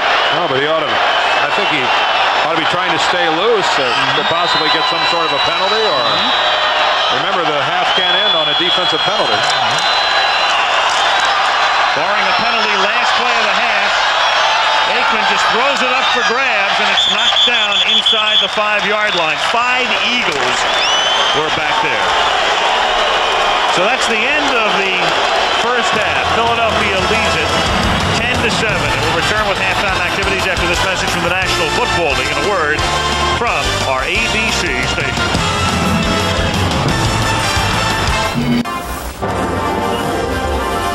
The Lexus Halftime Report. Brought to you by Lexus Luxury Automobiles. The result of a relentless pursuit of perfection. Here now, Frank Gifford. We're at halftime, Veterans Stadium, Philadelphia. Tonight, the Dallas Cowboys and the Philadelphia Eagles. There are few players in the NFL who can literally lift a team to another level. Randall Cunningham is such a player. Now in his 7th year and following a year off with serious knee trouble, Randall, if possible, has taken yet another step in becoming the game's most complete quarterback. In the past, I used to just try to show by example, by going out, working hard, dedicating myself, and doing whatever it takes. I'm more verbal now. When a guy makes a mistake, I'll tell him, but it's in a nice way where no feelings are hurt, and then there's not an open gate to where they can say, well, you missed the pass, so why don't you worry about you missing the pass? The criticism now is corrective criticism in a positive way. Randall's critique of other players is not nearly as severe as his own self-scrutiny. He spends countless hours preparing physically. The only thing that comes naturally is his instinct. I make sure that I keep myself fine-tuned and in shape to where if I have to make a move and take off the field, I can do it. I've been blessed to be able to see guys out of the corner of my eye, and I think I have an eye behind my head underneath my hair. Randall's unique style on the field has not only won him the acclaim of the Philadelphia fans, it has also thrust him into the national spotlight. I think that the popularity has grown since my first year in the league. Being on the national television, I mean, just all the endorsements and things that come my way. I've learned now that I market myself. And I think the celebrity status is basically what you make of it. If you don't go out in the public and do the charities, if you don't show up for the card events, or you're not on the commercials, then you aren't seen as a celebrity. Can I touch you? Time and exposure have molded Randall into a mature businessman and player. His year away from the game gave him time to reflect on his experiences. What I've learned from my injury is that when you fear something, that can happen. But if you learn or you train yourself not to be afraid of anything, then it won't happen. So I've been confident now since the injury. And the only thing I fear is spiders and snakes.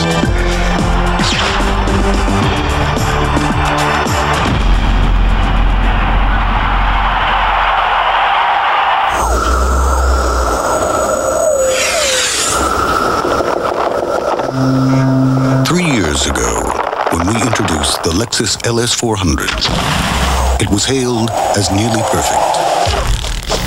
Our engineers took that as a challenge.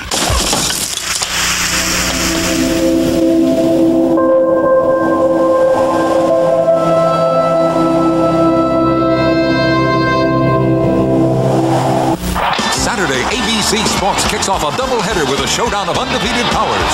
Number 2 Miami invades Penn State to tackle the 7th-ranked Nittany Lions. Then regional coverage follows as the nation's #1 team, the Washington Huskies, battle California. Michigan hosts Michigan State or other key conference matchups. All Saturday on ABC Sports. Halftime, Veterans Stadium, Philadelphia. The Eagles leading the Cowboys by 3 in a game where I think, and Al and Dan and I thought would be just about like this kind of a game. It's sort of back and forth, a little rugged here and there. But I think I can't go back. I can't help thinking what Jimmy Johnson said last night. I've told Troy Aikman, don't turn it over.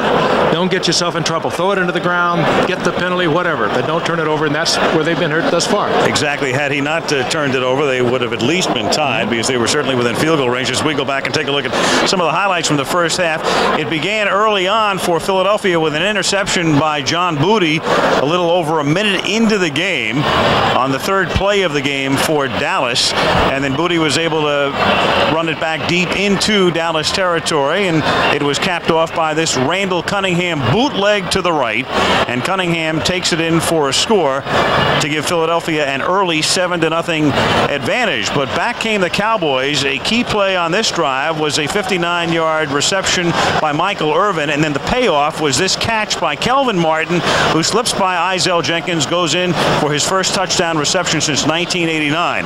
Ruzek's field goal then made it 10-7, and here's the play to which Frank alluded. Aikman, clearly in field goal range at least, trying to force one into Alfredo Roberts, tipped by William Thomas, intercepted by Wes Hopkins in the end zone, and thus it's been a first half, Dan, played in fits and starts and sort of jumpy, but a lot of excitement in the 3-point lead for the Eagles. A lot of excitement and points by mistakes, and I think that's the way this game is going to continue to evolve. Whomever makes the mistakes in the second half, whomever can capitalize upon them, I think it's the old story, the way most games are decided, but more so in here because I think the margin of error here is so slim. Now, what we haven't seen is really big plays on special teams, and I know all of us saw coming into here that this was probably the way the game would be decided. Somebody's going to run back a punt, somebody's going to have one block, something like that. But 10-7 at the half, I think it's indicative of how close these two teams are to each other. Well, they're 3 points apart, kind of a game that we thought it would be. The Dallas Cowboys and the Philadelphia Eagles, always a happening when these two teams get together here in the city of brotherly love, where we'll be back in a moment.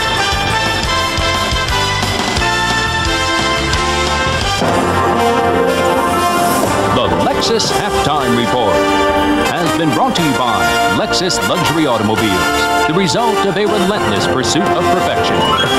We'll be back with the second half kickoff after this message and a word from our ABC station.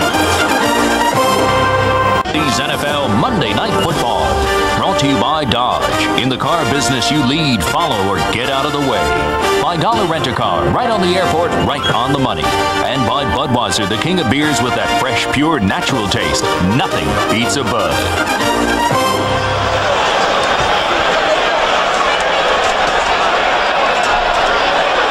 We start the second half at Veterans Stadium in Philadelphia.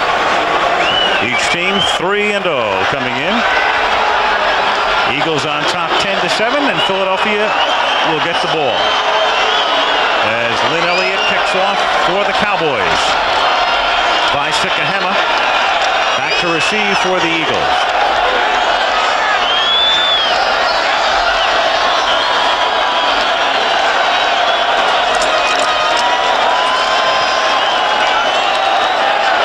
Right now they're waiting for the clock to get reset at 15.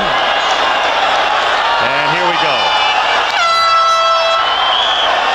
Sikahema waits for it at the 7-yard line. And straight up the middle out to the 24. Tackled by Darren Woodson, rookie out of Arizona State. And let's take a look at the numbers through the first 30 minutes of play. Dallas with an overwhelming lead in yardage, but they also have the turnovers. The 2 turnovers, and one of them prevented points, the other gave up a touchdown. Yeah, the opening interception by Booty was the one that led to the Eagle touchdown. That's Floyd Dixon in motion, and Herschel Walker begins with a 1-yard pickup over the right side, tackled by Tony Tolbert, and Vincent Smith also helping out. It'll be second down and 9 at the 25-yard line. Herschel Walker, very much of a workhorse through the first 3 games. 76 carries in 3 games coming in. That's 25 carries a game. And a guy, well, you know the story, released by Minnesota, and it would seem to be a perfect fit in the Philadelphia offense. Dixon again in motion. Fires this time. Up to the 29-yard line. Russell Maryland makes the tackle. It'll be 3rd and 5. Now to take your Herschel Walker analysis a step further, what I hearkened back to was on this very field. The Vikings were here to play the Eagles a couple of years ago, and it was on that night that Herschel Walker looked so out of it, so not even a part of the Viking team. I mean, I really thought his career was in jeopardy of being over. It was a low point of his career, no question, but Rich Kotite, when he brought him in, he gave him this kind of an offense. Look at him, 7 yards deep, his own block when he carries the ball, and let him pick the hole. 3rd and 6, and here's Walker bursting for a first down up to the 35-yard line. Tackled by Norton and Miles. Now that's Herschel Walker. You don't send him outside. You don't try to let him do a whole lot of blocking. You line him up there deep. He has great speed. Not a whole lot of niftiness, but if he ever gets through a gap, he's gone with that 9-300 speed of his. It also, I think, Frank, amplifies, if you ask the Eagles, what is their biggest area of improvement on this football team, and they'll tell you that it's the play of their offensive line. Heller, Shad, Alexander, Floyd, and Davis, a much improved unit from a year ago. 1st and 10 at the 35-yard line. Cunningham drops it off for Walker, and Herschel can't break a tackle as Larry Brown, the corner, comes up to stop him after a 1-yard pickup. 2 men that came into the league at the opposite end of things, Herschel Walker and Larry Brown. Larry Brown, a 12th round draft choice last year. Started 13 games for the Cowboys, had a couple of interceptions, but one guy with a Heisman Trophy and one guy hanging on by his fingernails. Both starters, both productive. 2nd and 9. Eagles at the 36. Philly up by 3. Fake to Walker. Cunningham looking for room, finds none. Tackled after a 1-yard gain by Casillas and Washington. It'll be 3rd and 8. That was should have given Walker the ball. Not the prettiest thing we've seen all night. It was, I don't know whether he was, I'm not sure what the passer, and I don't know what he was attempting to do. Might have been a blown something by Cunningham. You roll out behind the flow of a play, you're going to attract the crowd, and he did. 3rd and 8 at the 37-yard line. Out of the shotgun. Cunningham. Pressure to the 25. The ball is loose. And There's been no whistle. And Cunningham's get hurt. it back. Oh, and Al and Frank, Randall's hurt. Grabbing his right leg.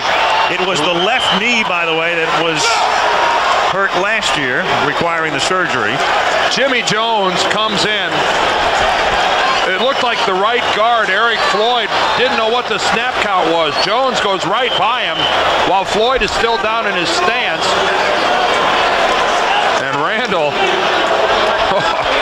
jogging it off on the sidelines. And I think all of Philadelphia right now is, their heart is in their throat. On 4th down, Fiegels has it bounce at the 32. Oh, and did he get a break, Al? A tremendous break, because that's a 20-yard roll. But Dallas was in a return mode with their special team. No pressure on Fiegels. He had a bad snap, and there is a collective sort of sigh of relief by this capacity crowd as Randall Cunningham appears to be all right.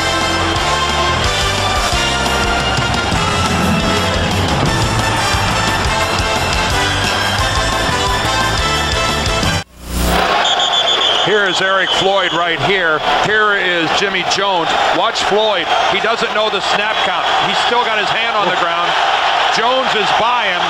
He makes the contact with Cunningham, but it's Jeffcoat who falls into Cunningham's knee that threw a scare into everybody. And then after a 63-yard Fiegels punt, 20 of those yards on the ground, first down from the 12. Smith stopped by Harmon. Floyd was on the bench talking to Bill Muir, his offensive line coach, and looked to be near tears. And can you imagine that if Randall would have been hurt, it would have been your fault, and yet it looks like Randall Cunningham is just fine, and Eric Floyd, a very happy guy. There they are talking. Yeah. Floyd, a plan B pickup from San Diego.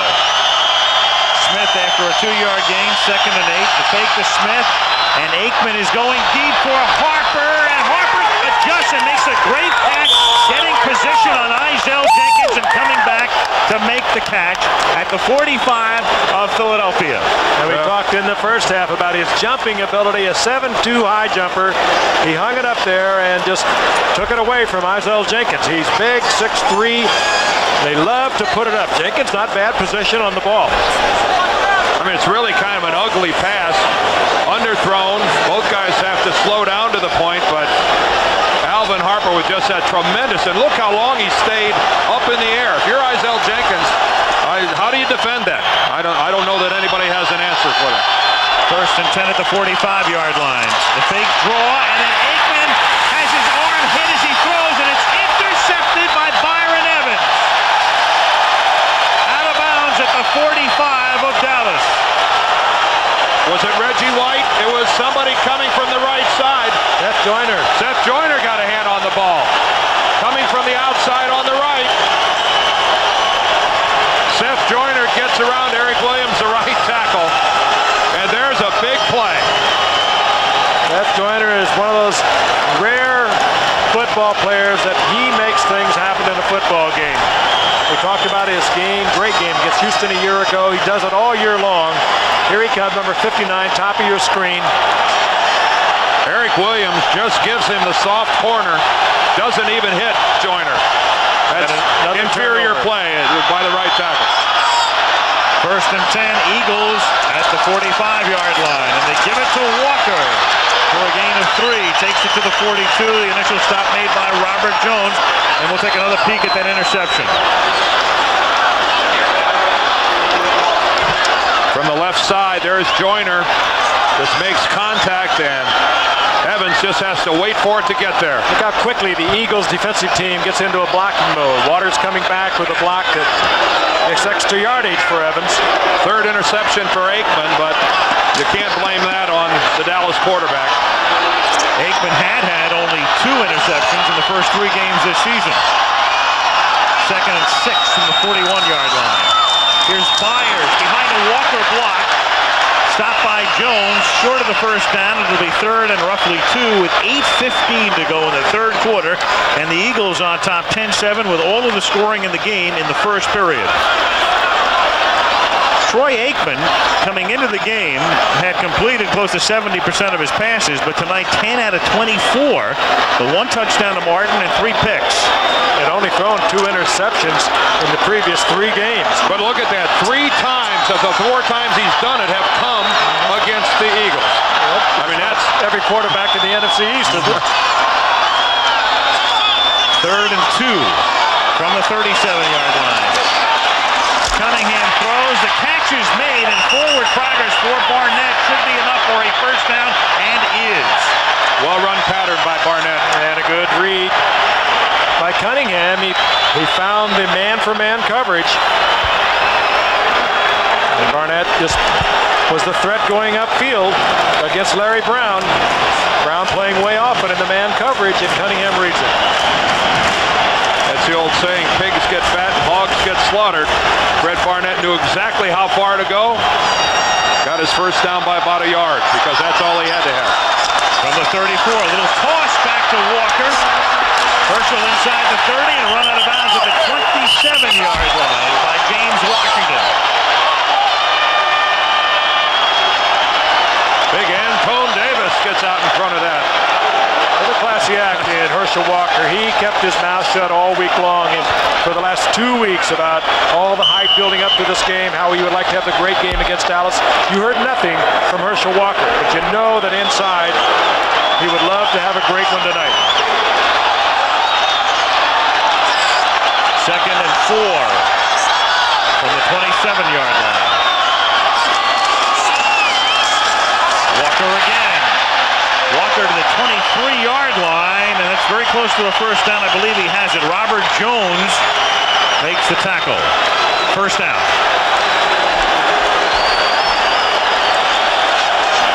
Clock running, 6:20 to go, third quarter.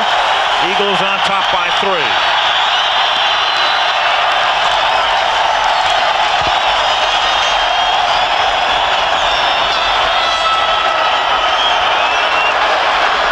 If there was any question about Randall Cunningham's knee and how far it's back, I think it's all put to bed now. Fake to Walker. That buys time. Too deep, nearly picked off by Horton on the pass intended for Calvin Williams. Calvin Williams got tangled up and he tripped, and Horton had an easy shot at the interception. Williams went down inside the 5-yard line. He wasn't there even to take it away from Horton. He got tangled up with his defender. There goes Williams. He's down. But Horton playing center field was right there. Isaac Holt providing the coverage on Williams. They got tangled up and Williams went down. 2nd and 10. Eagles at the Cowboy 23. 4-man rush. Cunningham throws to Byers. Beautiful. First and goal. That is pretty. That is really pretty. Being chased by Leon Lett. Randall Cunningham stops and sidearms the ball back perfectly to Byers. I mean, you don't work on it in practice. You don't coach it. You don't even talk about it. Few people can do it. Great body control. What an athlete. First and goal at the 9. Walker. Touchdown.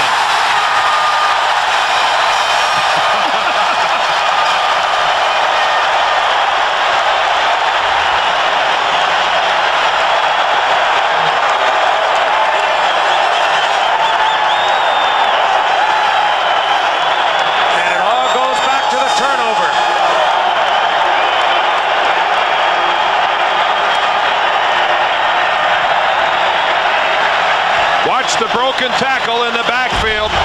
He's been had by Kenny Norton Jr. And this right here may start a trend. Herschel Walker acting like he's been there before. Roger Ruzek for the extra point.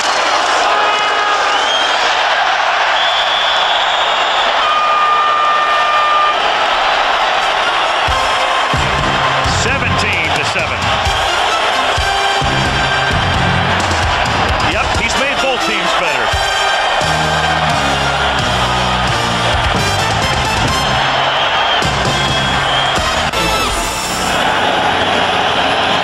The Eagles cash in off the interception, march down the field. Walker takes it in. Philadelphia up on top, 17-7. With 5:01 remaining in the third. Gant, he wants more crowd noise. He'll get it too.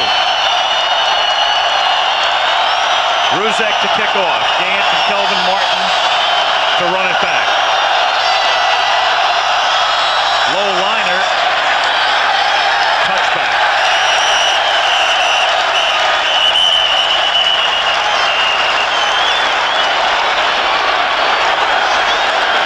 And when we come back, the Cowboys trailing by 10 with a first down at the 20 after the Eagles go 45 yards in 8 plays.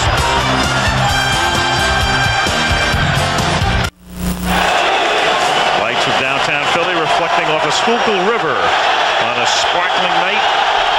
And it's been a sparkling night for the Eagle fans to this point because their club leads 17-7. Cowboys have it. First and 10 to the 20, 4:55 to go in the third. And Emmitt Smith picks up only 3. And it's amazing what that Philadelphia defense can do. They can make your running game look terrible and your passing game look terrible night after night after night. And how they consistently generate points off of turnovers. Two interceptions accounting for both Eagle touchdowns tonight. Look at that.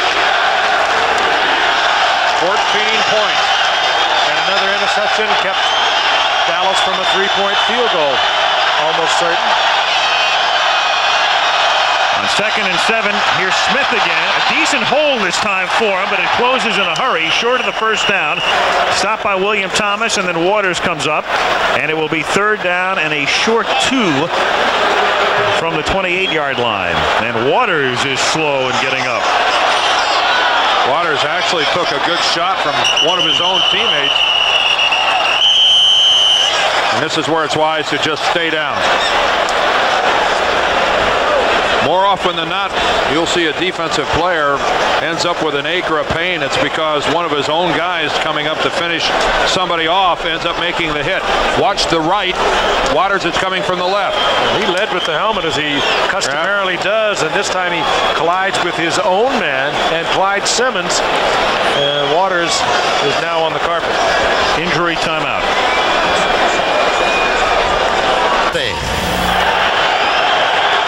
Andre Waters came off under his own power. In fact, he ran off the field, but he's out for at least one play. And Rich Miano takes his spot, 3rd and 2 at the 28-yard line for the Cowboys. Aikman throws, and that's a catch by Irvin at the 37-yard line. He's been bottled up tonight, and only his 2nd catch of the night, but at a very opportune time as they convert on 3rd for another first down. Yeah, both of Michael's catches tonight have kept drives alive. The big one after the Eagles climbed to an early lead. He reached behind him and took the Cowboys down the field. And this was, again, a very opportune grab by Michael Irvin. The Dallas Cowboys in desperate need of a time-consuming, yardage-gathering, point-producing drive. From the 37-yard line, here's Emmitt Smith. Hello. Clyde Simmons with the greeting. Simmons is a terrific player. The problem is he plays on a team with so many big names, and the other bookend is Reggie White. So if Simmons were anywhere else, you'd be hearing a lot more about him. He is a great player, but Reggie White makes him a much better player. Reggie attracts so much attention over the right side. Here's Simmons, bottom of your screen. There's nobody on him at that point, but he is one fine football player, very swift. Would have been nice if the Cowboys might have tried to block him. 2nd and 11 at the 37-yard line. Aikman dumping it for Emmitt Smith, and Smith cannot get by Seth Joyner one-on-one. Well, Seth Joyner, frustrated. Man, and Joyner, who I think it was very apparent early in the ball game was having a problem with a leg, has just come back and been playing beautifully. And you know, it is inspirations like that that really flow to everybody else in the defensive huddle. They all know that Joyner's nicked. And here's that situation where you hate to have 3rd down and long against the Eagles. Now watch Emmitt Smith. He jukes, he jogs, and Seth Joyner, a superb athlete, and apparently fine now, Dan, makes a tough open field tackle. 3rd and 12, Andre Waters is back in the game. Aikman over the middle. The catch is made by Martin, and he's got a first down. He is tackled by Booty, but he needed 12 and got 13. First down at the 48-yard line as he applauds himself. Well thrown. That was pretty good coverage on Martin. And Aikman, as the pocket was beginning to collapse, delivered it right on target. Back-to-back 3rd down conversions for Jimmy Johnson's Cowboys. Pretty good protection, but as it starts to collapse, Aikman throws the perfect strike. Tough to fault the coverage by Booty. As we mentioned, Waters back in the game, 1st and 10 at the 48, 39 seconds left in the quarter. Aikman over the middle again, and it's deflected off Johnston's hands into Giesecke's hands. He loses the ball. Eagles have it. And that'll be a fumble by John Giesecke. Boy, but is this not Eagles defensive football? They are so disruptive. Evans hits Johnston. And the Eagles come up with the ball as Gogan, or Giesecke, loses the football, and William Thomas gives the Eagles possession at the 48-yard line. I mean, needless to say, John Giesecke isn't used to carrying the ball.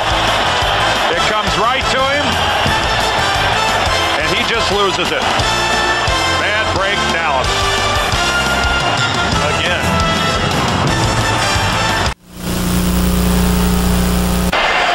Well, the Cowboys moving down the field, and then all of a sudden, on the fumble, they turn the ball over for the 4th time, and the Eagles have it at their own 48-yard line. Evans creating that one. Opportunistic, again, the word we keep applying to that Philadelphia defensive team. The constant pressure on every offensive player who's touching the football has just become a hallmark of this Eagle team. Some great, outstanding defensive plays tonight by Seth Joyner. Byron Evans, who Buddy Ryan always said would turn into a great football player, is developing even more each year at a big hitter. And he put a smack on Johnston on that play. When you force 2 fumbles on the same play, that's somewhat indicative of how hard you're hitting. Yeah, it's getting it done, isn't it? 30 seconds remaining in the quarter. Here's Byers taking the inside handoff and just getting back to the line of scrimmage.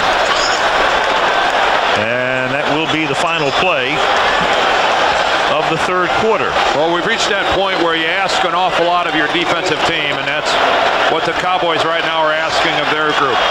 They need to force the Philadelphia Eagles to run just a couple more plays and punt the ball away.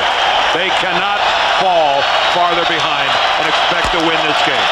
3rd quarter is over. Back we come with Monday Night Football after this word from our ABC stations.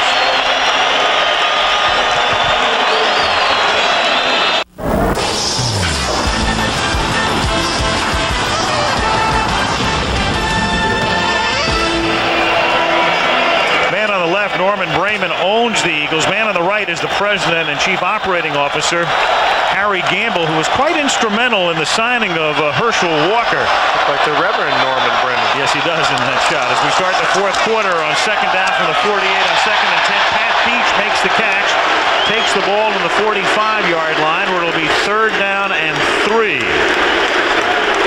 And Jerry Jones in the middle of the shot, the man in the suit and tie, the owner of the Cowboys, watching his team trailing by 10 as this 4th quarter commences.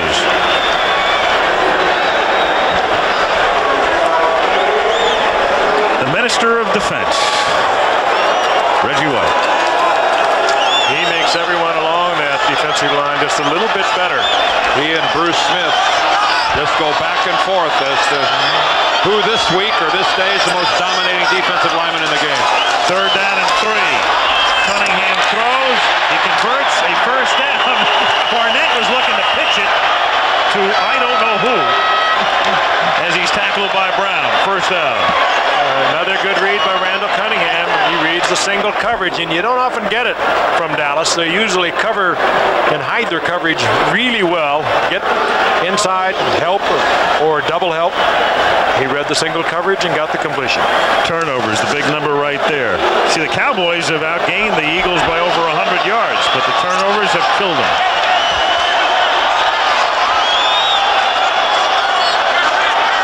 First and 10 at the 37-yard line. Good protection. Perfect pass. 1st down.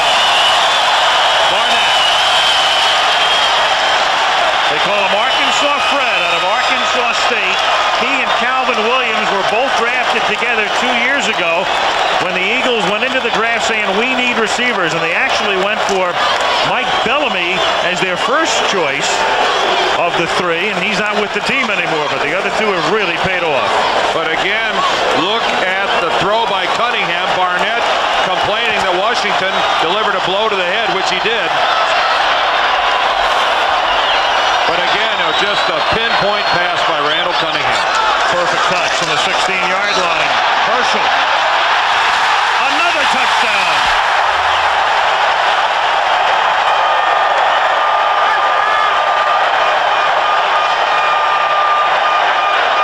There's a flag thrown in the end zone.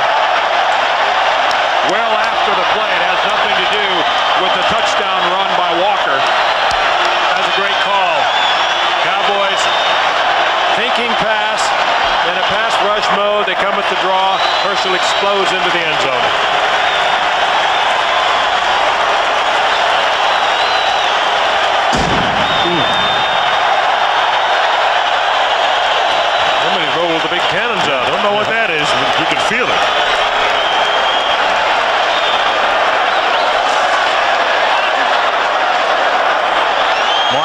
getting together with the side judge. Side Judge Howard Slavin has been involved in a lot of action tonight.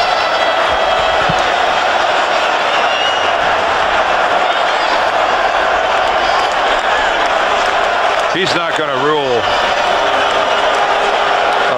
a celebration violation, is he?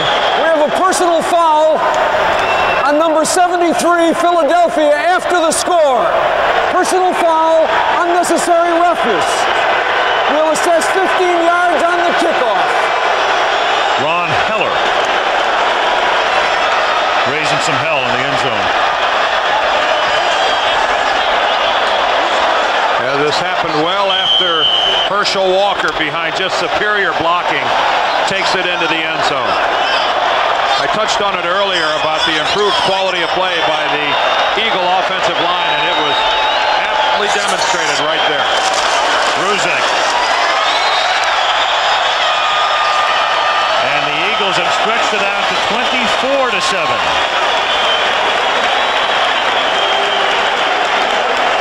Like Eric Floyd, number 61, has a problem with one of his legs as he gingerly tries to make his way towards the Eagles bench. Well, I touched on it early. Are they the best team in the game? They're playing like it right now.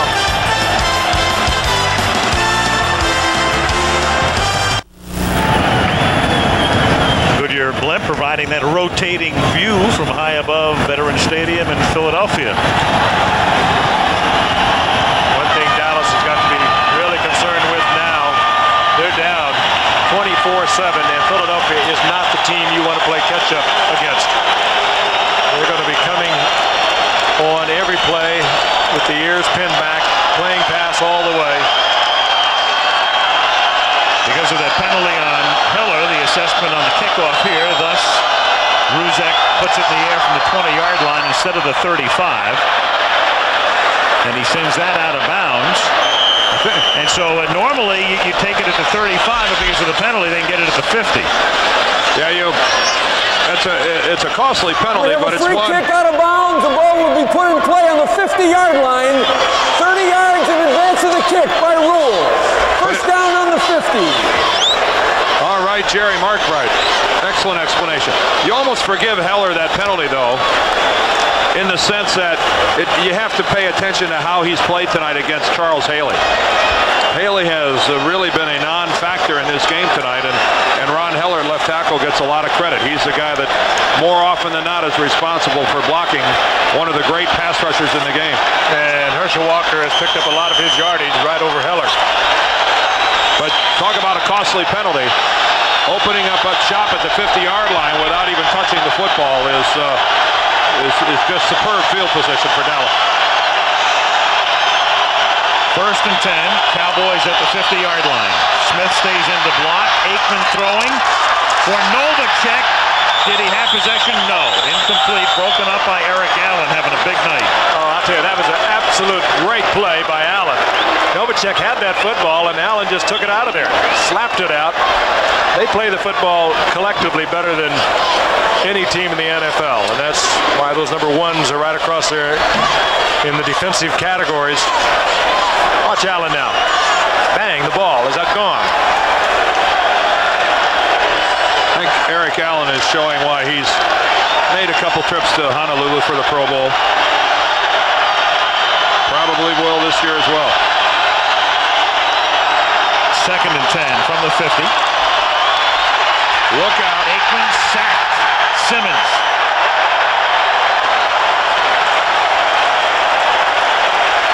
The basic feeding frenzy.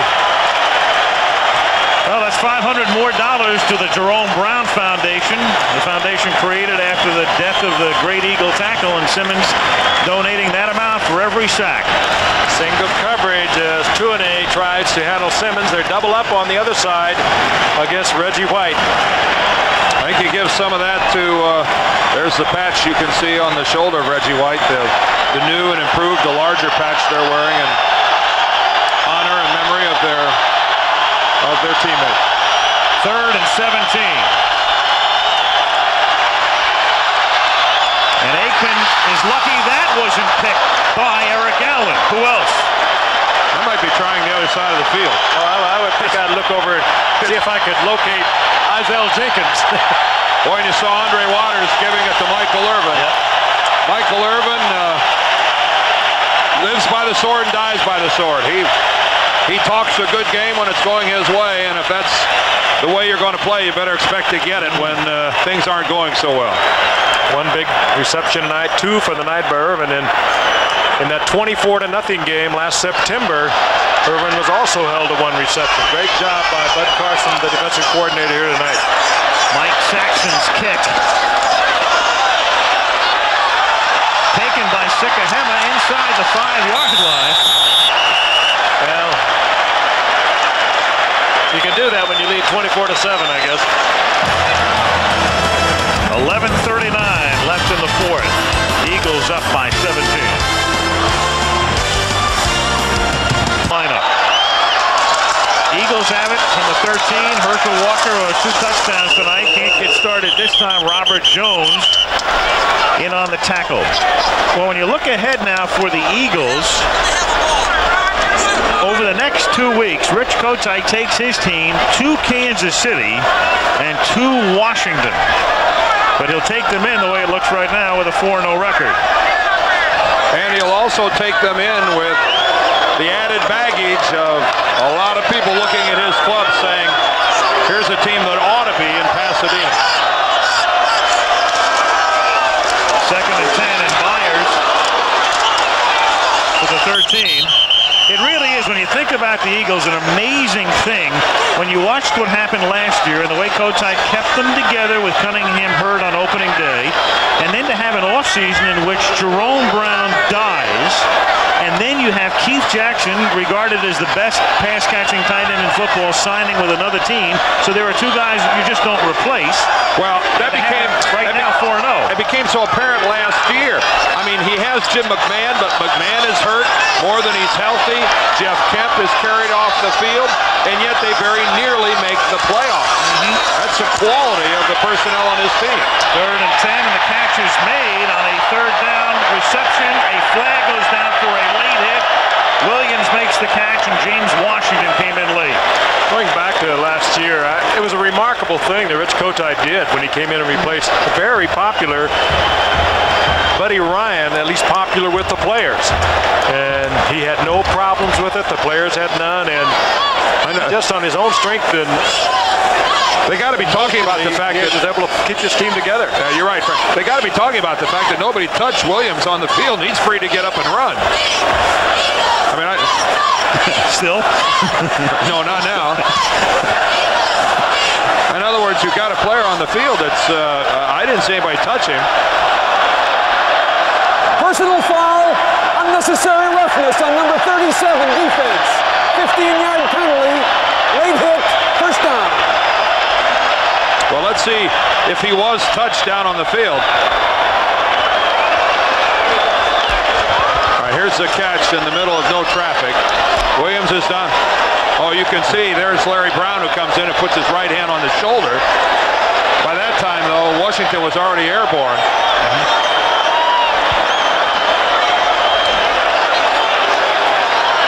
And out to the 40. Speaking of Jim McMahon, I said to him before the game, "How you doing?" He said, "I'm bored." He had a little radio-controlled car running around the carpet out here before the game. You know what he said to me, though? He said, I said, "Why are you doing it?" He said, "Real simple. I want one more ring, and this team can give it to me." Well, both his elbow and shoulder operated on during the offseason, or rather elbow and knee. From the 41-yard line now, here's Walker for 3. A lot of people close to this team are giving McMahon a lot of credit for Cunningham, because they said last year Randall, forced to watch because of the injury, and he watched the way McMahon would do things methodically and in his own very unique fashion. He did, all during the rehab, during the offseason. He'd get the clips, he'd sit down with Lou Carpenter, Zeke Bratkowski, and go over the coverages, how McMahon would read them, how he should be reading them better.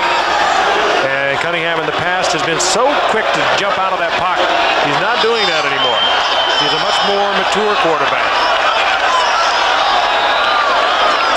from the 45. Eagles up by 17. Fires into a tackle of Cowboys for no gain. Robert Jones leading the charge. And we have under 9 minutes to go. Jimmy Johnson next week has his team going home to face Seattle, and we move down to RFK. Always a great scene on a Monday night. Redskins with a mark of 2-2 hosting the AFC West leading Denver Broncos on Monday Night Football. We opened our season there, 3 years ago with Denver and Washington, remember? Well, that was a little bit into the year. That was the night Elway got sick before the game.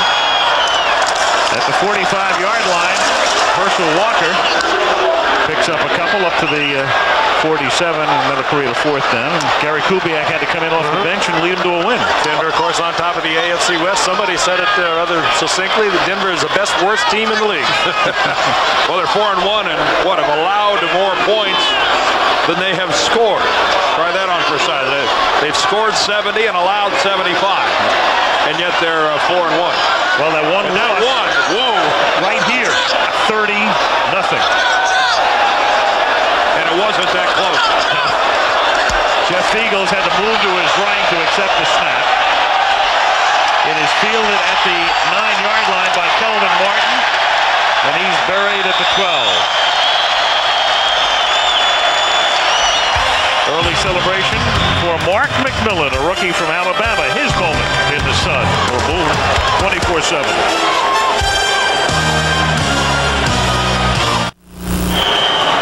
So Dan, what do you think? Answer that question. Eagles best team in the league right now? I think so. I mean, I think they're the most complete team, offensively, defensively. The improvement of their special teams. And of all the things that Randall Cunningham has accomplished tonight, I'm not so sure the most important was the way he took a tremendous shot on his knee and came back into the game.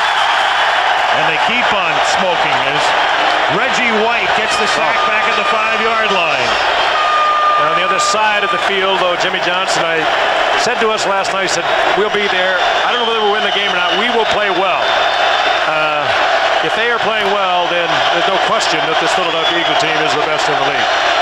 Because this is a good football team, the Dallas Cowboys, the youngest team in the league, and they're going to get nothing but better. The Reggie chant after that sack. Here's Emmitt Smith. Up to the 16-yard line. And a flag is down. Reggie White Dallas is one of the reasons, I think, that this Eagle team has some of the urgency that they have. Because Reggie's the first to say that I am not a young man. And my years in the National Football League are limited. I can see the end of the road. Number 63, offense. Half the distance to the goal. And I want to get there, and I want to get there this year. And he's very upfront in saying, now is the time. Not next year, not the year after, now. Well, it's a mature defensive unit at Philadelphia. You got the two safeties, Hopkins and Waters, each in their 9th year. Reggie moving along. They should be in their very prime right now, and they're playing like it. 2nd and 20, and this play is dead before it starts. I think they may have had a delay of game as well. Either false start or delay. It had to be one or the other. That's what Jerry said. He questioned the headlines and false start, he said. False start, number 66, offense. Half the distance to the goal. Prior to the snap, 2nd down. Those are the things that really are not even recorded. They're caused by a defensive unit that gets you, I mean, they're so disruptive. There's Gogan there on the left. Trying to get to the outside, trying to get position. 2nd and 22 now from the 1. 6:47 to go. And we've got another false start. Well, the good news is they can only mark it off a half a yard. It's only about a foot, this one. False start, number 79, offense. Well, on this series, we've Prior had to the snap, a penalty on Giesick, half the distance to the goal, 2nd down. a penalty on Gogan, and a penalty on Eric Williams. This is moving down the line. All the way to your right. And you've got to give an assist to the crowd here at the vet. They came to make noise, and they are making noise. And I think it's obvious right now the Cowboys on the offensive line are having trouble hearing the snap. You know, through the last 7 quarters, they've given up 1 touchdown. The Eagles' defense against Denver and the Cowboys. This is an ugly place to be if you're an offensive lineman. 2nd and 22.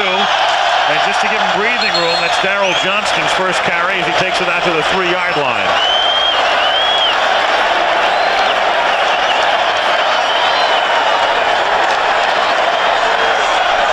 Aikman's face reflecting the kind of night it's been. Joyner putting it to Eric Williams. You know, the Cowboys are a young team, Frank mentioning a team that figures to get better. Maybe they'll be fresher in the second half of the season. But interestingly, this year, to this point, they've outscored the opposition 64-17 in the first half. In the second half, they've been outscored 41-24. And tonight, another case in point. Aikman's throw, and that's dropped by Novacek. So true, Al. They had a 34-0 lead over the Giants into the 3rd quarter, and the Giants came back and almost pulled that out, 34-28. And Novacek making a one-handed grab for that ball. That ball was very catchable. And Jay Novacek, who missed all of training camp in a contract holdout, has not had a real strong start to his 1992 season and has dropped a couple passes tonight as well. Very careful, but he doesn't step out of the back of the end zone. That's the 2-pointer if you do. Mike Saxon, they've got both Sikahema and the rookie Jeff Seidner from Hawaii back to receive. And Sikahema returns the kick to the 34-yard line. The tackle is made by Tommy Agee.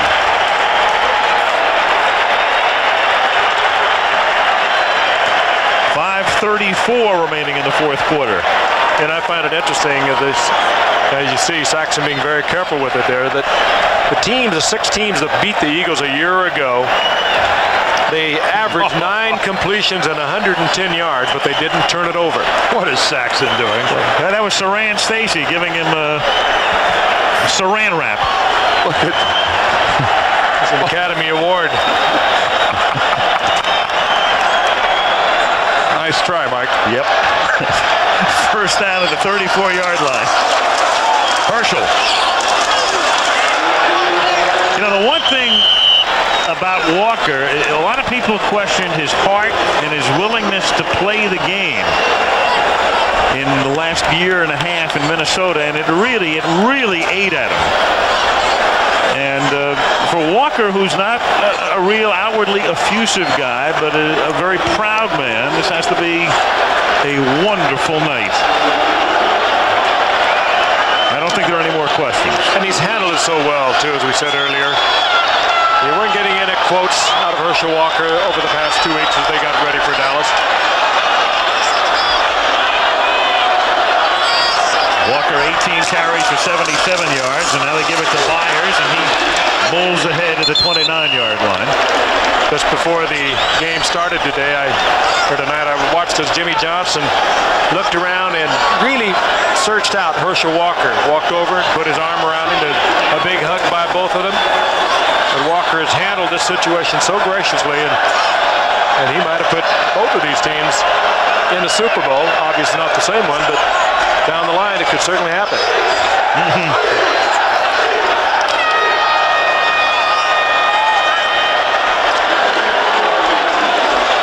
3rd and 4 at the 28-yard line.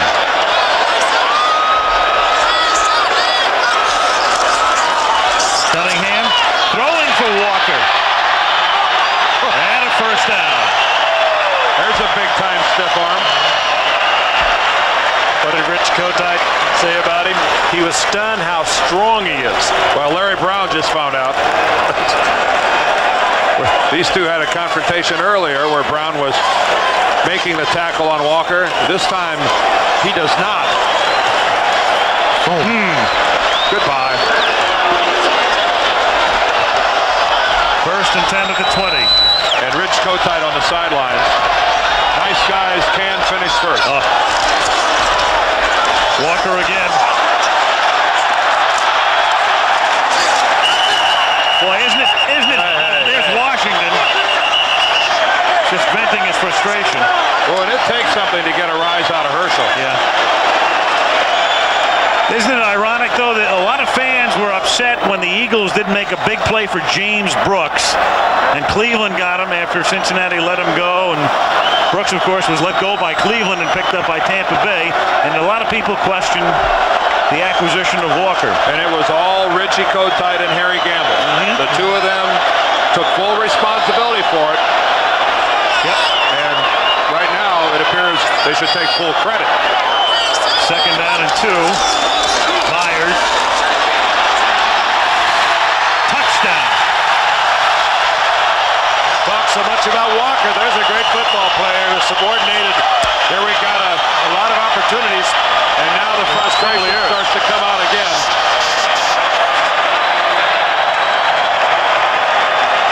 Keith Myers, over the past couple of years, has had to play in a lot of situations and positions that he wasn't terribly fond of, but they call him the ultimate team player. He'll play tight end, he'll play the slot for you, he'll play running back. And a great player indeed at all positions.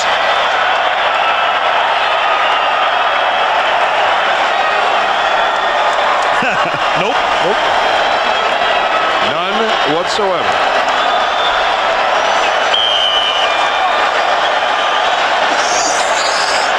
They do not want to play catch up with Philadelphia.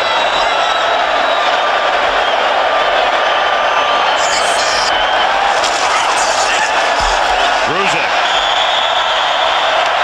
31-7.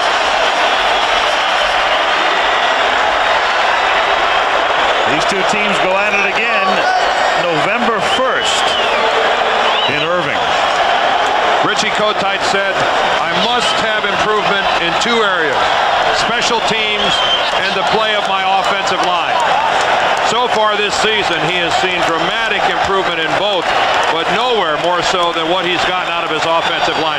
Keith Byers went into the end zone without a Dallas Cowboy making a serious bid to tackle him. As a matter of fact, I don't believe he was even touched. In flag football, that would have been a touchdown. This is the first time since 1980 the Eagles have scored 4 rushing touchdowns in a game.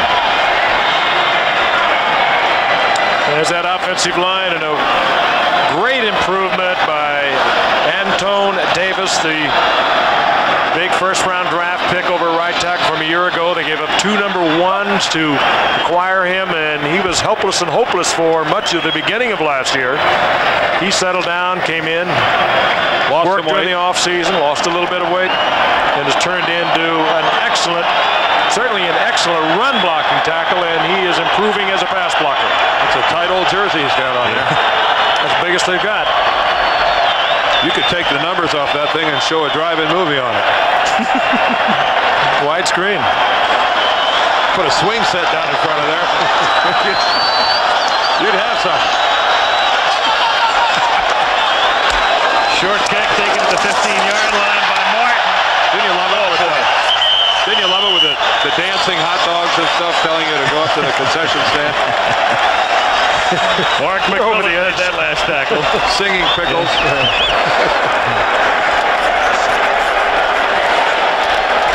Cowboys tonight in the second half, and remember they were down by only 3 at halftime. The first half makes those punts look pretty good. Yeah. The interception, the fumble, and 2 punts in a second half that's been owned by the Eagles. A lot of Denver Broncos looking on and kind of sitting back, saying, we understand. Oh, you better believe it, Frank. A lot of Kansas City Chiefs looking on, too, because they get both these teams over the next 2 weeks. It was a penalty on the run back, takes it back to the 11-yard line. Philadelphia has Kansas City next week, right? Yep. At KC, and then the Chiefs go to Dallas. You saw the smiling Walker on the Philadelphia sideline. Cowboys from the 11, 1st and 10. Let the Eagles go Kansas City, Washington. And this is Tommy Agee out to the 21-yard line. Well, the Eagles, among other things, took Emmitt Smith out of the game tonight. And if the Cowboys can't get a big game out of Emmitt Smith, they're not gonna beat a team like Philadelphia. There's no chance. They took the leading rusher out from a year ago, and they took the leading receiver in terms of yardage. Michael Irvin right out of this football game. And it's just another game in which they've taken Smith out of it. You know, I guess it's really strange that in the same division as the defending Super Bowl champions that we are talking about Philadelphia in such glowing terms. But if you really compare the two teams right now, there is no comparison. The Redskins are not playing like defending well, maybe they are playing like defending Super Bowl champions. More often than not, we've seen a fade by the defending champs. But if you are just looking at the first week of October and who is on it and who's off of it, right now the Eagles are on it and the Redskins are off of it. Well, you're looking at Emmitt Smith. You know, it's one of those goofy statistics that needs an asterisk when they tell you that a team is 20-0, which they are. When he carries the ball 18 or more times, a lot of that has to do with getting the lead and sitting on it. But tonight it's a bit relevant in the sense that he's carried it 18 times and they're getting killed. So they'll be 20-1, and it's a resounding one. And that'll take us to the 2-minute warning, close to a first down. And they'll celebrate into the night in the city of brotherly love, where they love the Eagles, and they lead by 24.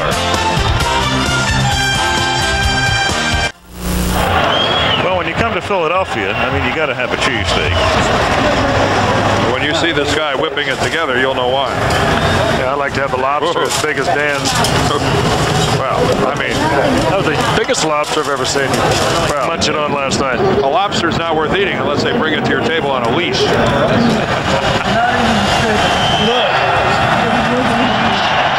A cheesesteak in Philly. He's just trying to gear up for a Slim Fast commercial down the line. Well, 4th and inches. You can't eat it, at least look at it. Yes. Dallas going for it.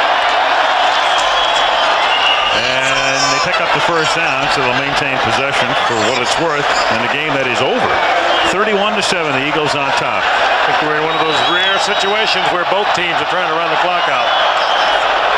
Well, we talked about the irony tonight and Herschel Walker and his move from Dallas through Minnesota here. And Rich Kotite and what a game like tonight means to the Eagles.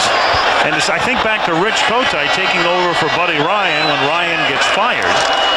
As Aikman on first down retreats and hits Irvin. He's out of bounds at the 48. When Ryan got fired, Richie was on Buddy's staff, and Kotite had left New York when Joe Walton was fired the year before. He gets the call to go upstairs, as they say, and he thinks he's going to get fired along with Ryan. And instead, they offer him the job. Yeah, he actually is told to hang around. Would you like to interview? Yep. And lo and behold, before he knew it, he was the new guy. And as it turned out, or as it's turning out, appears to be the perfect choice. He has been a real calming influence in what was a very turbulent situation here in Philadelphia. And for Rich Kotite, it worked out well that Bud Carson was relieved of his duties at Cleveland. Another sack. Yep. Kind of a typical way for an Eagle game to end as Reggie White comes in, and that's 4 sacks tonight for Philadelphia. It's called fatten up the Pro Bowl numbers. Reggie White would go to the Pro Bowl if he rushed the quarterback on his hands and knees. That's pretty strong when you just yank a guy down between the thumb and forefinger. Through his career, he's averaged about a sack a game as Alfredo Roberts makes the catch here. I'd like to get pinched by Reggie White. He hauled down Troy Aikman with his thumb and a forefinger. More importantly, he just throws that double coverage all the time. The rest of that defensive line gets single blocking against them. Tommy Agee with the catch. Saw that graphic, 4 sacks, 4 turnovers. Well, we stated at the very beginning tonight, not a question of if for the Cowboys. They're going to get to the top. The question is when, and the answer is not yet. Not tonight, at least. And the Eagles, I think, leave the vet this evening crowned the early October Super Bowl favorites. Tune in next month. Or next week, for that matter. Yep. Irvin Panzer. And the Eagles do it on a night when, Randall, for For Randall Cunningham, a very average night. In fact, below average for him. Big story again, the turnovers, as always with the Eagles. Randall with, attempts into, you divide yards by attempts, and it's only about 6 yards per attempt. We mentioned it from time to time. 7's about average, 8 is very good, 9's excellent. He had a big cushion coming in. The quarterback rating over 140. Intended for Roberts. Broken up by Otis Smith. This is where the Cowboy offensive linemen go, oh goody, 2 seconds left in the game. I get the pass block Reggie White and Clyde Simmons one more time. How lucky can a guy get?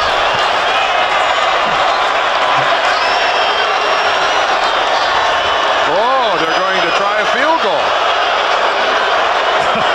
Well, maybe they just find out how far the rookie can kick it. Yeah. 52 yards as a collegian. 48-yard attempt.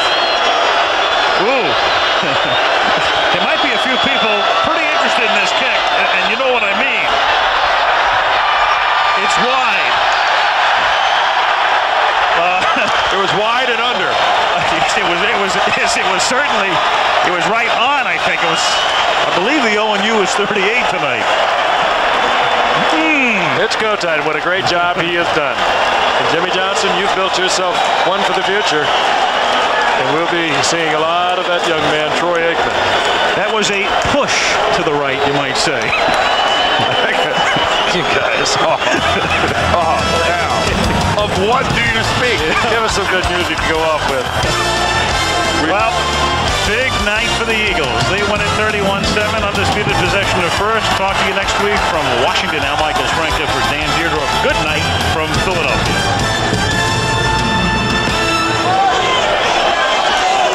Saturday, an ABC college football doubleheader kicks off with a national showdown as the #2 Miami Hurricanes invade undefeated Penn State. Then regional action follows as Cal takes on #1 ranked Washington. #3 Michigan hosts Michigan State. Oklahoma meets Texas, or Clemson tackles Virginia. Now, except on the West Coast, stay tuned for your late local news and ABC News Nightline over most of these ABC stations. ABC's NFL Monday Night Football has been brought to you by Cadillac, changing the way you think about American automobiles. By Aetna, a policy to do more. By Valvoline, people who know use Valvoline. And by 2-day priority mail service from your post.